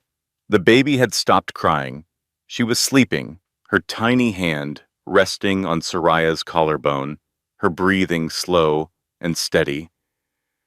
Sariah looked down at her daughter and whispered, "You just unlocked $1 billion, sweetheart. But that is not your superpower. Your superpower is that you taught your mama what is worth fighting for." The 30-day clock had started. In 1 month, Sariah Kensington would have full legal control of the entire Kensington Group. Every shipping line, every real estate holding, every bank, including Blackwood Capital. In 1 month, she would have the power to dismantle Liam Pimbrook's entire world with a single phone call. But right now, in this moment, she was just a mother holding her baby, and that was enough. 31 days after Elise Kensington was born, Harrison Cole called Sariah at 7 in the morning. "The trust cleared probate confirmation at midnight Geneva time," he said. "As of this moment, you are the sole controlling principal of the Kensington Group. Total portfolio value, as of last quarter's audit, is $11.8 billion. You have full authority over all subsidiaries, including Blackwood Capital, Kensington Shipping, Atlantic Ridge, Real Estate, and the Kensington Foundation. The board in Geneva has been notified. They are awaiting your first directive." Sariah was sitting in a rocking chair in her Brooklyn apartment, feeding Elise from a bottle. The apartment had improved somewhat over the past month. Harrison had arranged for basic furniture to be delivered. There was a crib now, and a changing table, and a small kitchen table where Sariah ate her meals. It was still modest, still plain, still the home of a woman who appeared to have nothing. But appearances, as we have established, are the most expensive lies in the world. My first directive, Sariah said, looking down at Elise, who was gripping the bottle with both hands and drinking with the intensity of a person who had important things to do, is to attend the Global Economic Summit in Zurich next week. Liam will be there. He has been begging every banker in America for IPO funding, and they have all turned him down. Zurich is his last shot. He is going to walk into that ballroom looking for a savior. And he is going to find you instead, Harrison said. He is going to find Sariah Kensington for the first time. The Global Economic Summit was held annually at the Grand Hotel in Zurich, a building that looked like it had been designed by someone who thought Versailles was a bit too understated. The ballroom was a cathedral of marble and gold leaf, crystal chandeliers, and the kind of thick carpet that absorbs the sound of billion-dollar deals being made over cocktails. Liam Pimbrook arrived at the summit looking like a man who had been through a car wash without a car. He had borrowed money from his college friend, Brad, to buy the plane tickets, economy class. He had packed his last good suit, the one he had been saving for the IPO launch party that was never going to happen. Vanessa was with him, of course, though she had been notably colder in recent weeks. She had started checking her phone more often, spending more time on LinkedIn, updating her resume with a casual indifference that Liam found unsettling. They stood in the ballroom, two people drowning in a sea of wealth, holding glasses of champagne they could barely afford. There, Liam whispered, nodding toward a cluster of men in the corner. That is Archibald Thorne, CEO of Chimera Banking. If I can get 5 minutes with him, I can pitch the IPO. One signature, and we are saved. Liam straightened his tie, squared his shoulders, and approached Thorne with the kind of desperate confidence that rich people can smell the way sharks smell blood. Mr. Thorne, Liam said, extending his hand. Liam Pimbrook. Pimbrook and Associates. Wonderful to see you again. Archibald Thorne was in his 70s, with a full head of silver hair and eyes that had been evaluating risk since before Liam was born. He looked at Liam the way a jeweler looks at cubic zirconia. Pimbrook, Thorne said. I heard you had some housing troubles in New York. Something about a foreclosure? A misunderstanding with a predatory lender, Liam said, the rehearsed response coming out too fast. My lawyers are handling it. It is actually an advantage. It shows we are lean and ready for the public market. Thorne was not convinced. His eyes drifted away from Liam, scanning the room for someone more worthy of his attention. Risk management is a key indicator of leadership, Mr. Pimbrook. Losing one's home suggests a lack of foresight. Before Liam could respond, the room changed. It did not change gradually. It changed the way the sky changes when an eclipse starts. A sudden, unmistakable shift in the quality of the light. Conversations faltered, heads turned, the ambient noise of clinking glasses and polite laughter faded to a hush that spread across the ballroom like a wave. The double doors at the top of the grand staircase had opened. A woman stood there. She was wearing a gestions of midnight blue velvet that moved around her body like a living thing. The neckline was bold, and at her throat hung a necklace of sapphires and diamonds that caught the chandelier light and threw it back in blue fire. Her hair, dark and lustrous, fell in structured waves around her shoulders. Her makeup was flawless, sharp, and deliberate. She looked like a weapon that had been designed by an artist. She was flanked by two men. On her left was Harrison Cole, 6 feet 3 inches of legal devastation in a black tuxedo. On her right was a man Liam did not recognize but several people in the room did.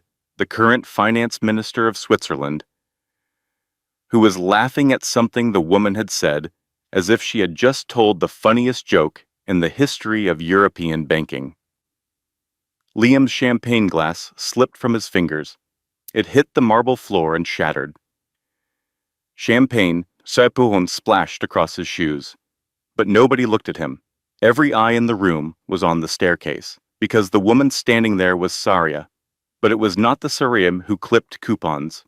It was not the Sariah who wore a frayed cardigan and signed divorce papers with a cheap ballpoint pen.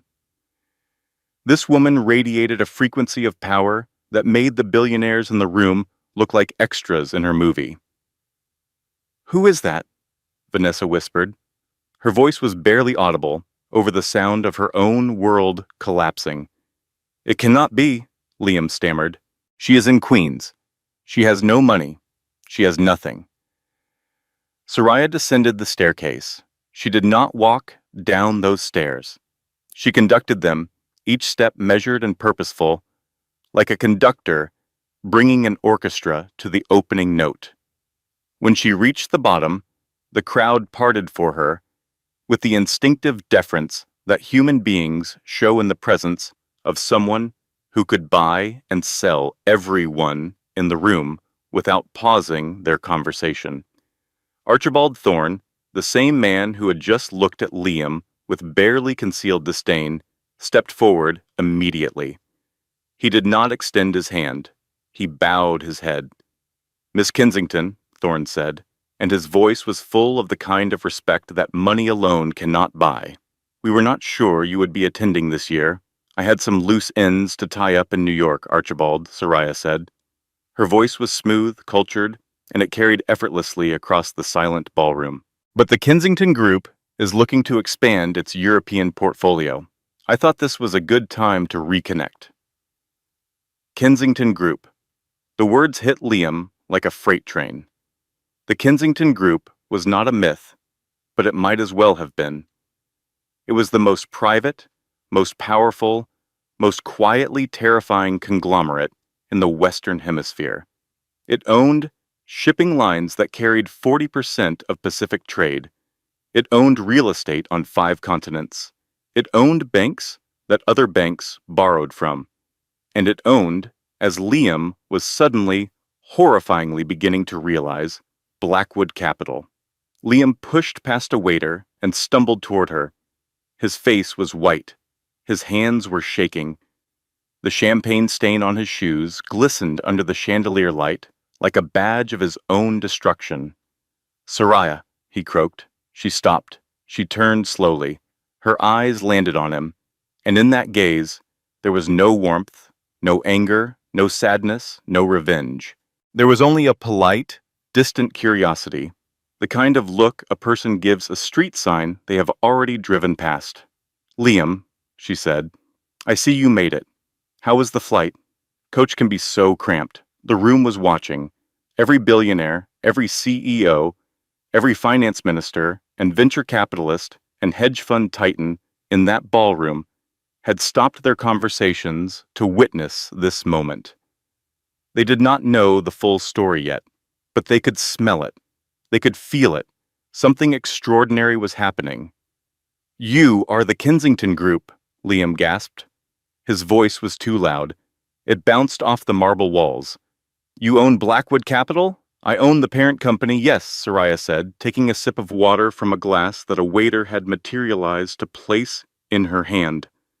"Along with the shipping division, the real estate portfolio, the foundation, and a few other interests. It has been in my family for 3 generations. You foreclosed on me," Liam shouted, and now his voice was cracking. "You took my house. You ruined me. You are my wife. Ex-wife," Sariah corrected.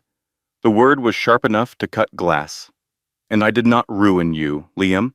You signed the papers. Complete severance of assets. You wanted to make sure I could not touch your money. I simply made sure you could not touch mine." "This is fraud," Vanessa shrieked, pushing forward. She was trembling with rage and fear in equal measure. You pretended to be poor. You tricked him into signing away his rights. Sariah looked at Vanessa. She looked at her, the way a queen looks at a peasant who has wandered into the throne room by accident. I did not pretend anything, Vanessa. I lived simply because I valued people over possessions. I wanted to see if Liam loved me, or if he loved what I could give him. I got my answer 7 years ago, the first time he told me I had no ambition because I chose to stay home and build a life instead of a portfolio. I just waited for him to make the first move. She stepped closer to Liam, close enough that only he could hear her next words. But the room was so quiet that even the chandeliers seemed to be listening. You called me a liability, Liam. You said I had no ambition. You told me to go back to waiting tables. But while you were playing CEO in your little glass office, I was restructuring the shipping lanes of the Pacific. While you were borrowing money from a bank you did not know I owned, I was approving $4 billion acquisitions before breakfast. You are not a shark, Liam. You are bait. She stepped back and addressed the room. Ladies and gentlemen, she said, and her voice rang like a bell in the silent ballroom. The Kensington Group will be announcing the acquisition of Pimbrook and Associates tomorrow morning. We have already acquired the controlling debt. The firm will be restructured and its assets redistributed to more capable management. She looked back at Liam one last time. It is just business, Liam. You understand power, do you not? Then she turned and walked into the crowd of billionaires who closed around her like the sea closing over a stone. Liam stood alone in the broken glass. His suit was stained, his hands were shaking. His mouth was open, but no words came out. Beside him, Vanessa was already backing away.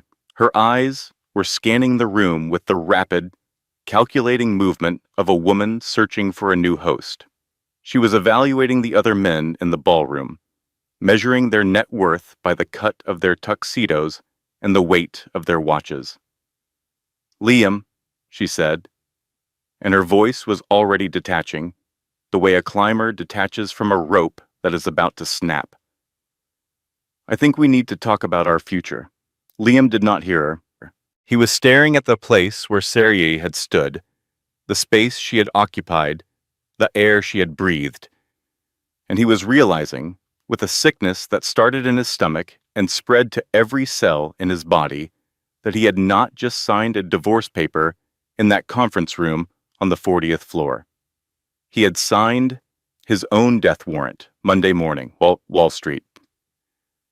The opening bell at the New York Stock Exchange rang at 9:30, but at the headquarters of Pimbrook and Associates, the bell had already tolled. Liam had taken a red-eye flight from Zurich. Economy again. He had not slept. The scene in the ballroom played on a loop in his head. A highlight reel of his own humiliation. He kept seeing Sariah's face, not the angry face he would have expected, not tears, not rage, just that polite, distant look, the look of a woman who had already moved on from him so completely that his destruction was merely an item on her calendar. He arrived at the building at 8:45 in the morning. He walked through the lobby with what was left of his composure, which was not much. His shirt was wrinkled. His tie was crooked. He had not shaved. He swiped his security badge at the turnstile. The light flashed red. Access denied. Liam swiped again. Red light. Again, red light. He looked at Jerry, the security guard who had manned this desk for 5 years. Liam had never learned Jerry's last name. He had never asked how Jerry's kids were doing. He had never said thank you when Jerry held the door for him on rainy mornings. Jerry was furniture to Liam, a piece of the building that happened to be alive. "Hey, Jerry," Liam said, "fix this." "My card is demagnetized or something." Jerry did not look up from his monitor. "Card is fine, Mr. Pimbrook. Your clearance has been revoked." "Revoked? By who?" "I am the CEO. Not as of 8 a.m. this morning," said a voice from the elevator bank. Liam turned. Harrison Cole stepped out of the elevator, flanked by 3 attorneys in matching charcoal suits. They looked like a legal firing squad. "Mr. Cole," Liam said, and his voice was a mixture of rage and terror that made it sound like he was being strangled. "You cannot lock me out of my own building. I founded this firm, and you leveraged it to the hilt," Harrison replied. He was holding a thick envelope, which he handed to Liam with the casual precision of a man who had done this 1,000 times. "You missed your margin call on the Blackwood loan, but more importantly, the Kensington Group exercised its rights under the debt agreement to convert the outstanding principal into equity. In plain English, Liam, he borrowed money from his own wife. Now she owns his company. As of this morning, the Kensington Group holds 51% of Pimbrook and Associates." Liam ripped open the envelope. His eyes scanned the document. Legal language blurred in front of him. Terms, clauses, percentages. But the numbers were clear. The Kensington Group had converted every dollar of the Blackwood loan into ownership shares. They had not asked permission. They had not needed permission. It was all in the contract that Liam had signed without reading. Page 42, the swift action default clause. "I will fight this," Liam said. His voice was a rasp. "I have the board on my side. They will not let this happen." "The board," Harrison said, with a small smile that was worse than any shout, "met via emergency session this morning at 7 a.m. They voted unanimously to accept the Kensington acquisition offer. They are receiving a very generous exit package. You, however, are being terminated for cause." "Cause? What cause?" Harrison produced a second document. "Gross mismanagement of corporate funds. Reckless borrowing against company assets. Conduct unbecoming of a chief executive officer. The video of your outburst in Zurich went viral overnight. Liam, it has 4 million views. Investors do not invest in men who scream at their ex-wives in ballrooms." Liam felt the marble floor tilting beneath his feet. Everything was spinning. The fountain in the lobby, the brass letters of his name on the wall, the security desk where Jerry sat watching with an expression of carefully neutral satisfaction.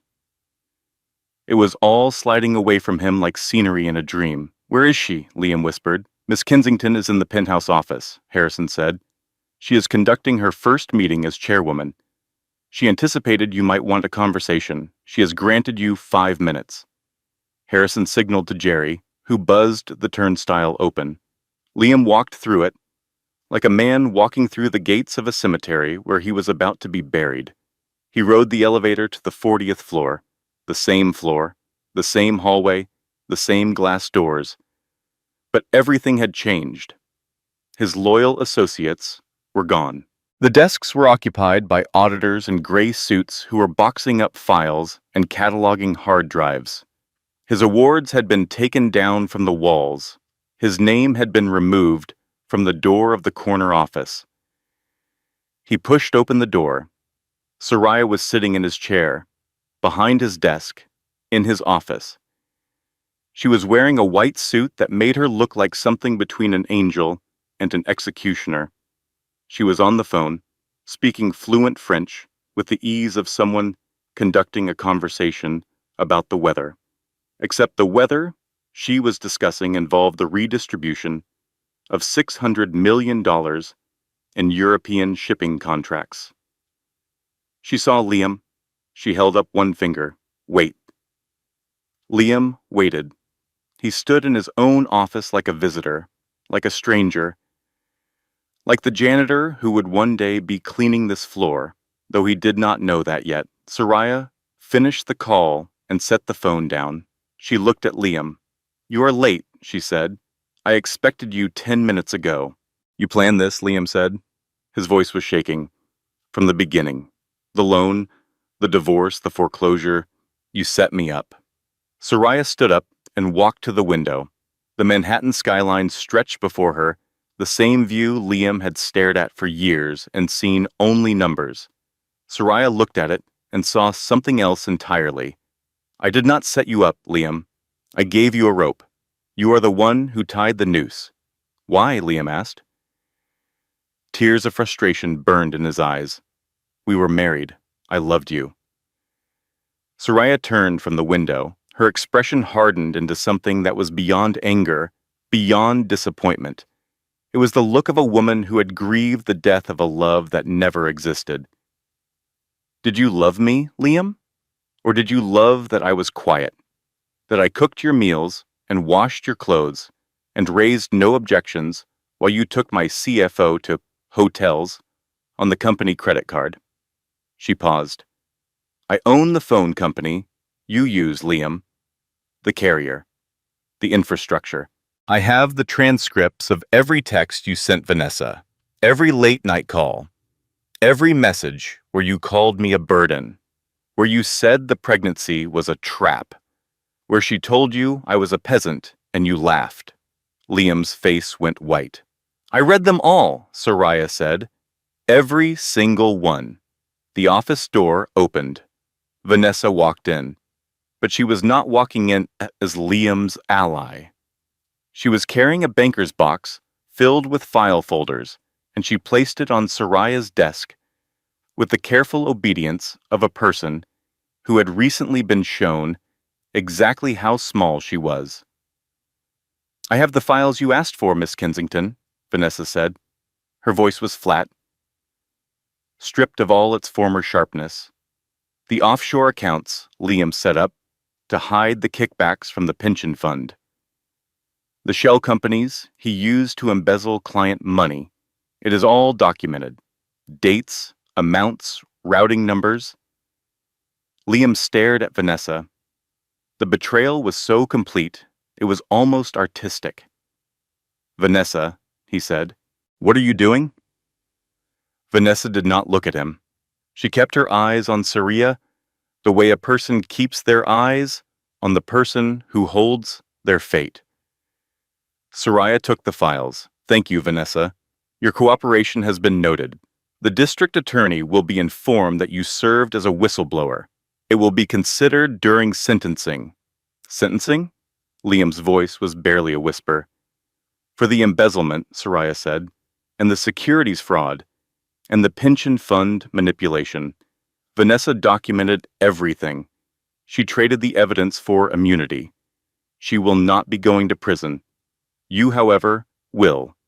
Liam looked at Vanessa with an expression that contained every emotion a human face can hold simultaneously. Rage, betrayal, disbelief, and underneath all of it, the pathetic, childish shock of a man who genuinely believed the woman he cheated with would be loyal to him. You traitor, he said. Vanessa finally looked at him. Her eyes were cold and empty, like windows in a house where nobody lives anymore. You are broke, Liam, and you are going to prison. I am not going down with you. Miss Kensington offered me a way out. I took it. That is what you taught me, Liam. Always take the deal that benefits you. You just never imagined someone would use your own lesson against you. Get out, Sariah said to Vanessa, her voice carrying no gratitude and no warmth. Vanessa scurried out of the office without a backward glance. She walked past the auditors, past the empty desks, past the wall where Liam's name used to hang in brass letters, and she disappeared into the elevator. It was the last time Liam Pimbrook ever saw her. Sariah reached into a desk drawer and produced a single sheet of paper. She slid it across the desk to Liam. Your severance package, she said, consistent with the company handbook that you wrote. 2 weeks' pay, calculated at your base salary, which is not much because you were paying yourself mostly in stock options that are now worthless. And we will validate your parking for today. Liam looked at the paper. He looked at the number. He looked up at the woman he had called a waitress, a nobody, a burden, a liability. The custody case, Sariah said, leaning forward. Your lawyer called my lawyer this morning. He withdrew the motion. It seems that once the Kensington name became public, Your legal team realized that no judge in America would award custody of an infant to a man facing federal indictment when the alternative is a woman worth $12 billion. Your parental rights will be terminated in the final decree. You will have no contact with my daughter. That is not a negotiation. That is a fact. Liam sat in the chair. The same chair Sariah had sat in a few months ago, on the other side of this same desk, when he had told her she was nothing. The irony was perfect. It was almost poetic. Your 5 minutes are up, Sariah said. She checked her watch, a Patek Philippe, the same brand as the one Liam used to wear, but considerably more expensive. The FBI is waiting in the lobby, Liam. I would suggest you do not keep them waiting. They are not as patient as I was. Liam stood up. He walked to the door. He turned around one last time. Was any of it real? He asked.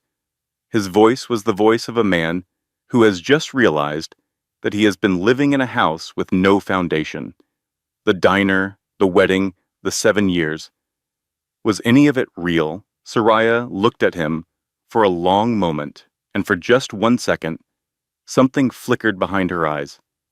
Not love, not forgiveness, something older, something that might have been grief, the grief of a woman mourning a love that she had once believed in with her whole heart. The pancakes were real, Liam, she said softly. The coffee was real. The way I felt when you smiled at me across that counter was real. But you stopped being real a long time ago, and I could not keep pretending for both of us. Liam nodded. He walked out of the office. He rode the elevator down to the lobby. He was met by 2 agents in dark suits who showed him their badges and read him his rights in voices that were polite, professional, and utterly devoid of sympathy. The last thing Liam Pimbrook saw as he was escorted through the lobby of the building that bore his name was Jerry, the security guard. Jerry was watching him go, and on Jerry's face was not satisfaction, not pity, not anger. Jerry nodded at Liam once, a small, almost imperceptible nod.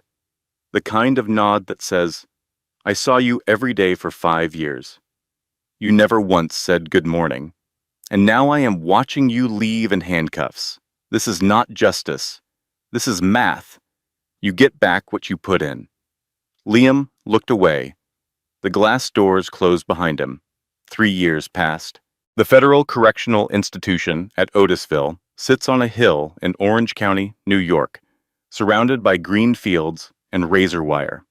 It is known in legal circles as a white-collar resort, the kind of prison where former CEOs and hedge fund managers serve their time in relative comfort, with access to tennis courts and salad bars and the persistent delusion that their experience is somehow different from real incarceration. But prison is prison. The doors lock at the same time every night. The food tastes like punishment regardless of the menu. And the silence that comes after lights out is the same silence whether you are sleeping on a cot in a minimum security dormitory or a bunk in a maximum security cell. It is the silence of a life that has been paused and the growing fear that nobody is going to press play again. Liam Pimbrook sat in the cafeteria at a metal table, staring at a tray of food he was not going to eat. He was 51 years old. His hair had gone completely gray and was thinning in a way that no amount of money could have fixed, though money was no longer a relevant concept in his life. The arrogance that had once defined his face like a mask had been replaced by something flatter and emptier, the expression of a man who has stopped expecting things to get better. He had been sentenced to 5 years, securities fraud, embezzlement, pension fund manipulation. The trial had lasted 3 weeks. Vanessa had testified against him on the second day, sitting in the witness box in a conservative blue dress, looking nothing like the woman who had once worn Versace to divorce meetings. She had answered every question clearly, precisely, and without a single glance in Liam's direction, When the prosecutor asked her why she had come forward, Vanessa had said, because it was the right thing to do. She had practiced that line in the mirror for 2 hours the night before. Liam picked up a crumpled newspaper that another inmate had left on the table, the Wall Street Journal. He flipped through it out of habit, his eyes scanning the market numbers that used to be his lifeblood. He stopped on page 3. There was a photograph, a ribbon-cutting ceremony, a new hospital wing in Brooklyn, bright and modern, and full of light. Standing in the center, holding the oversized golden scissors, was Sariah. She was smiling, a real smile, not the polished, diplomatic expression she wore at summits and galas. It was the smile of a woman who was doing exactly what she was put on earth to do. Next to her was a man Liam did not recognize, tall, with kind eyes and salt and pepper hair, a hand resting gently on her back. Not possessively, just present. The caption identified him as Dr. James Harrison, pediatric surgeon and partner of Miss Kensington. The headline read, Kensington Foundation donates $500 million to public health initiative. The article described Sariah not as a CEO or a titan or a mogul. It described her as a visionary. It described her as a philanthropist. It described her as a mother. It did not mention Liam Pimbrook. Not once. He was not even a footnote in her story anymore.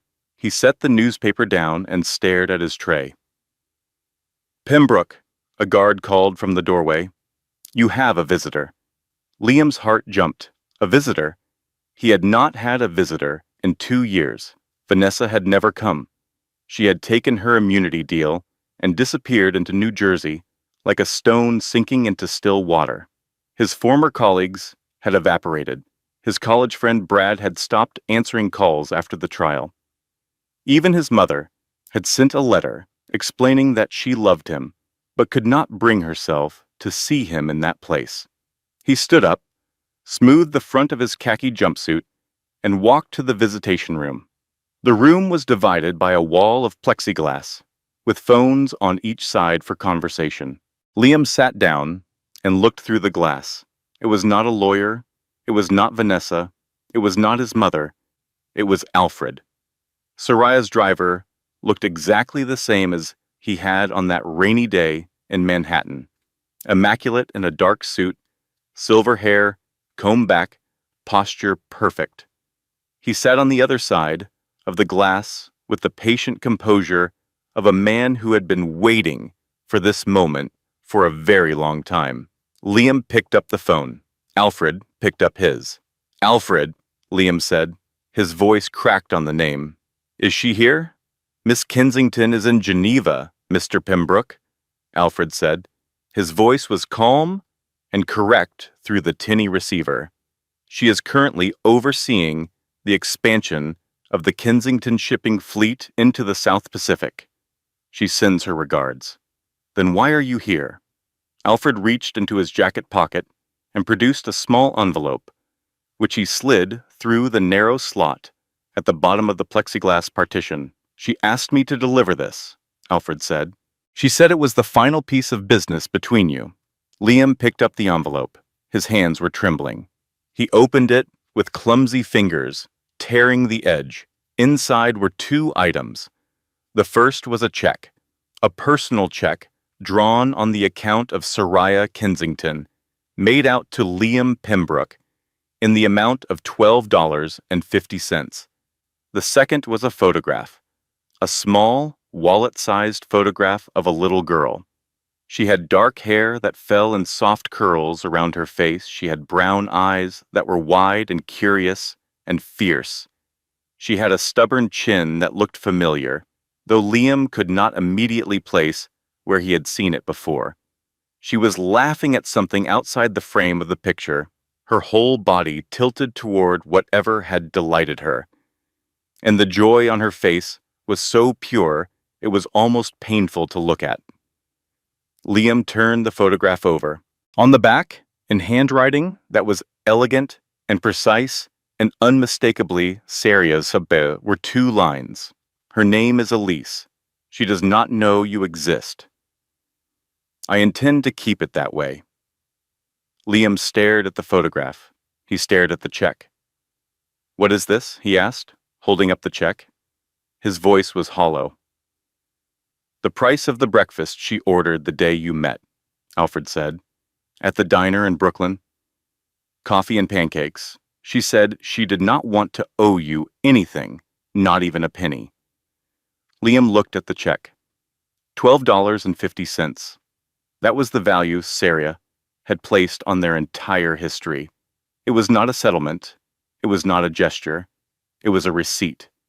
It was the closing of an account that had been overdrawn for 7 years. Is she happy? Liam asked. The question came out before he could stop it, and it surprised him because he was not sure he wanted the answer. Alfred stood up from his chair. He buttoned his jacket. He looked at Liam through the plexiglass with an expression that contained no hatred, no triumph, no pity, just finality. She is free, Mr. Pimbrook, Alfred said, and that is worth more than any fortune. Alfred hung up the phone, turned, and walked out of the visitation room without looking back.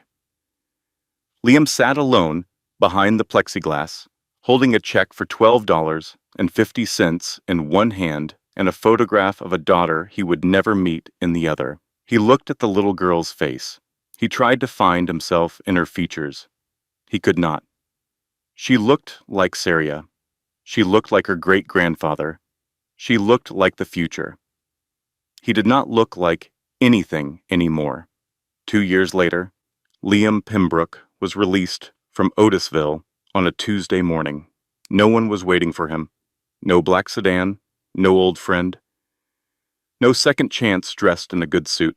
He stood on the curb, in clothes, from the prison donation bin, holding a clear plastic bag containing a toothbrush, a comb, and $12.50 in cash.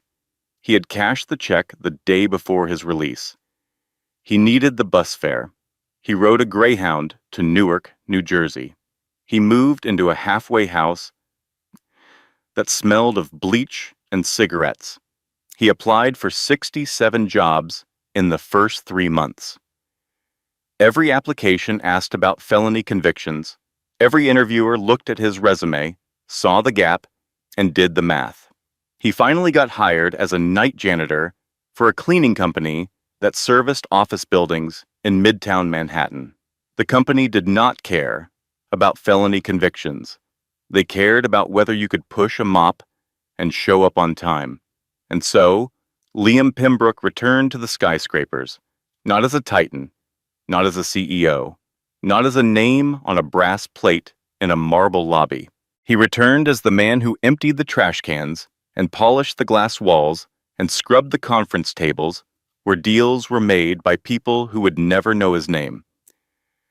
One night, pushing his cleaning cart through the silent corridor of a hedge fund on the 30th floor, he stopped.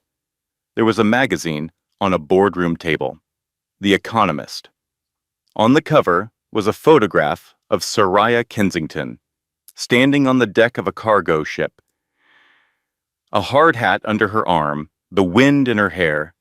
The headline read, "The Kensington Era, How One Woman is Reshaping Global Commerce." Liam looked at the magazine. He looked at Sariah's face. He remembered a morning in a diner in Brooklyn, a long time ago, when a waitress with tired eyes had poured him coffee and smiled at him like he was the most important person in the room. He picked up his rag. He wiped the table clean. He put the magazine back exactly where he found it. He did not read it. There was nothing in it that he did not already know. And now, let me tell you what happened to everyone else. Vanessa Galt was granted immunity for her testimony, but the SEC permanently barred her from working in the financial industry. No firm would hire her.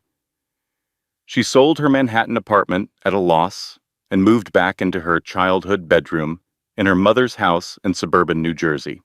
Her days consisted of daytime television, online shopping, with a credit card that had a $300 limit, and avoiding the gaze of her mother, who had never understood what Vanessa did for a living, and now understood even less why she had stopped doing it.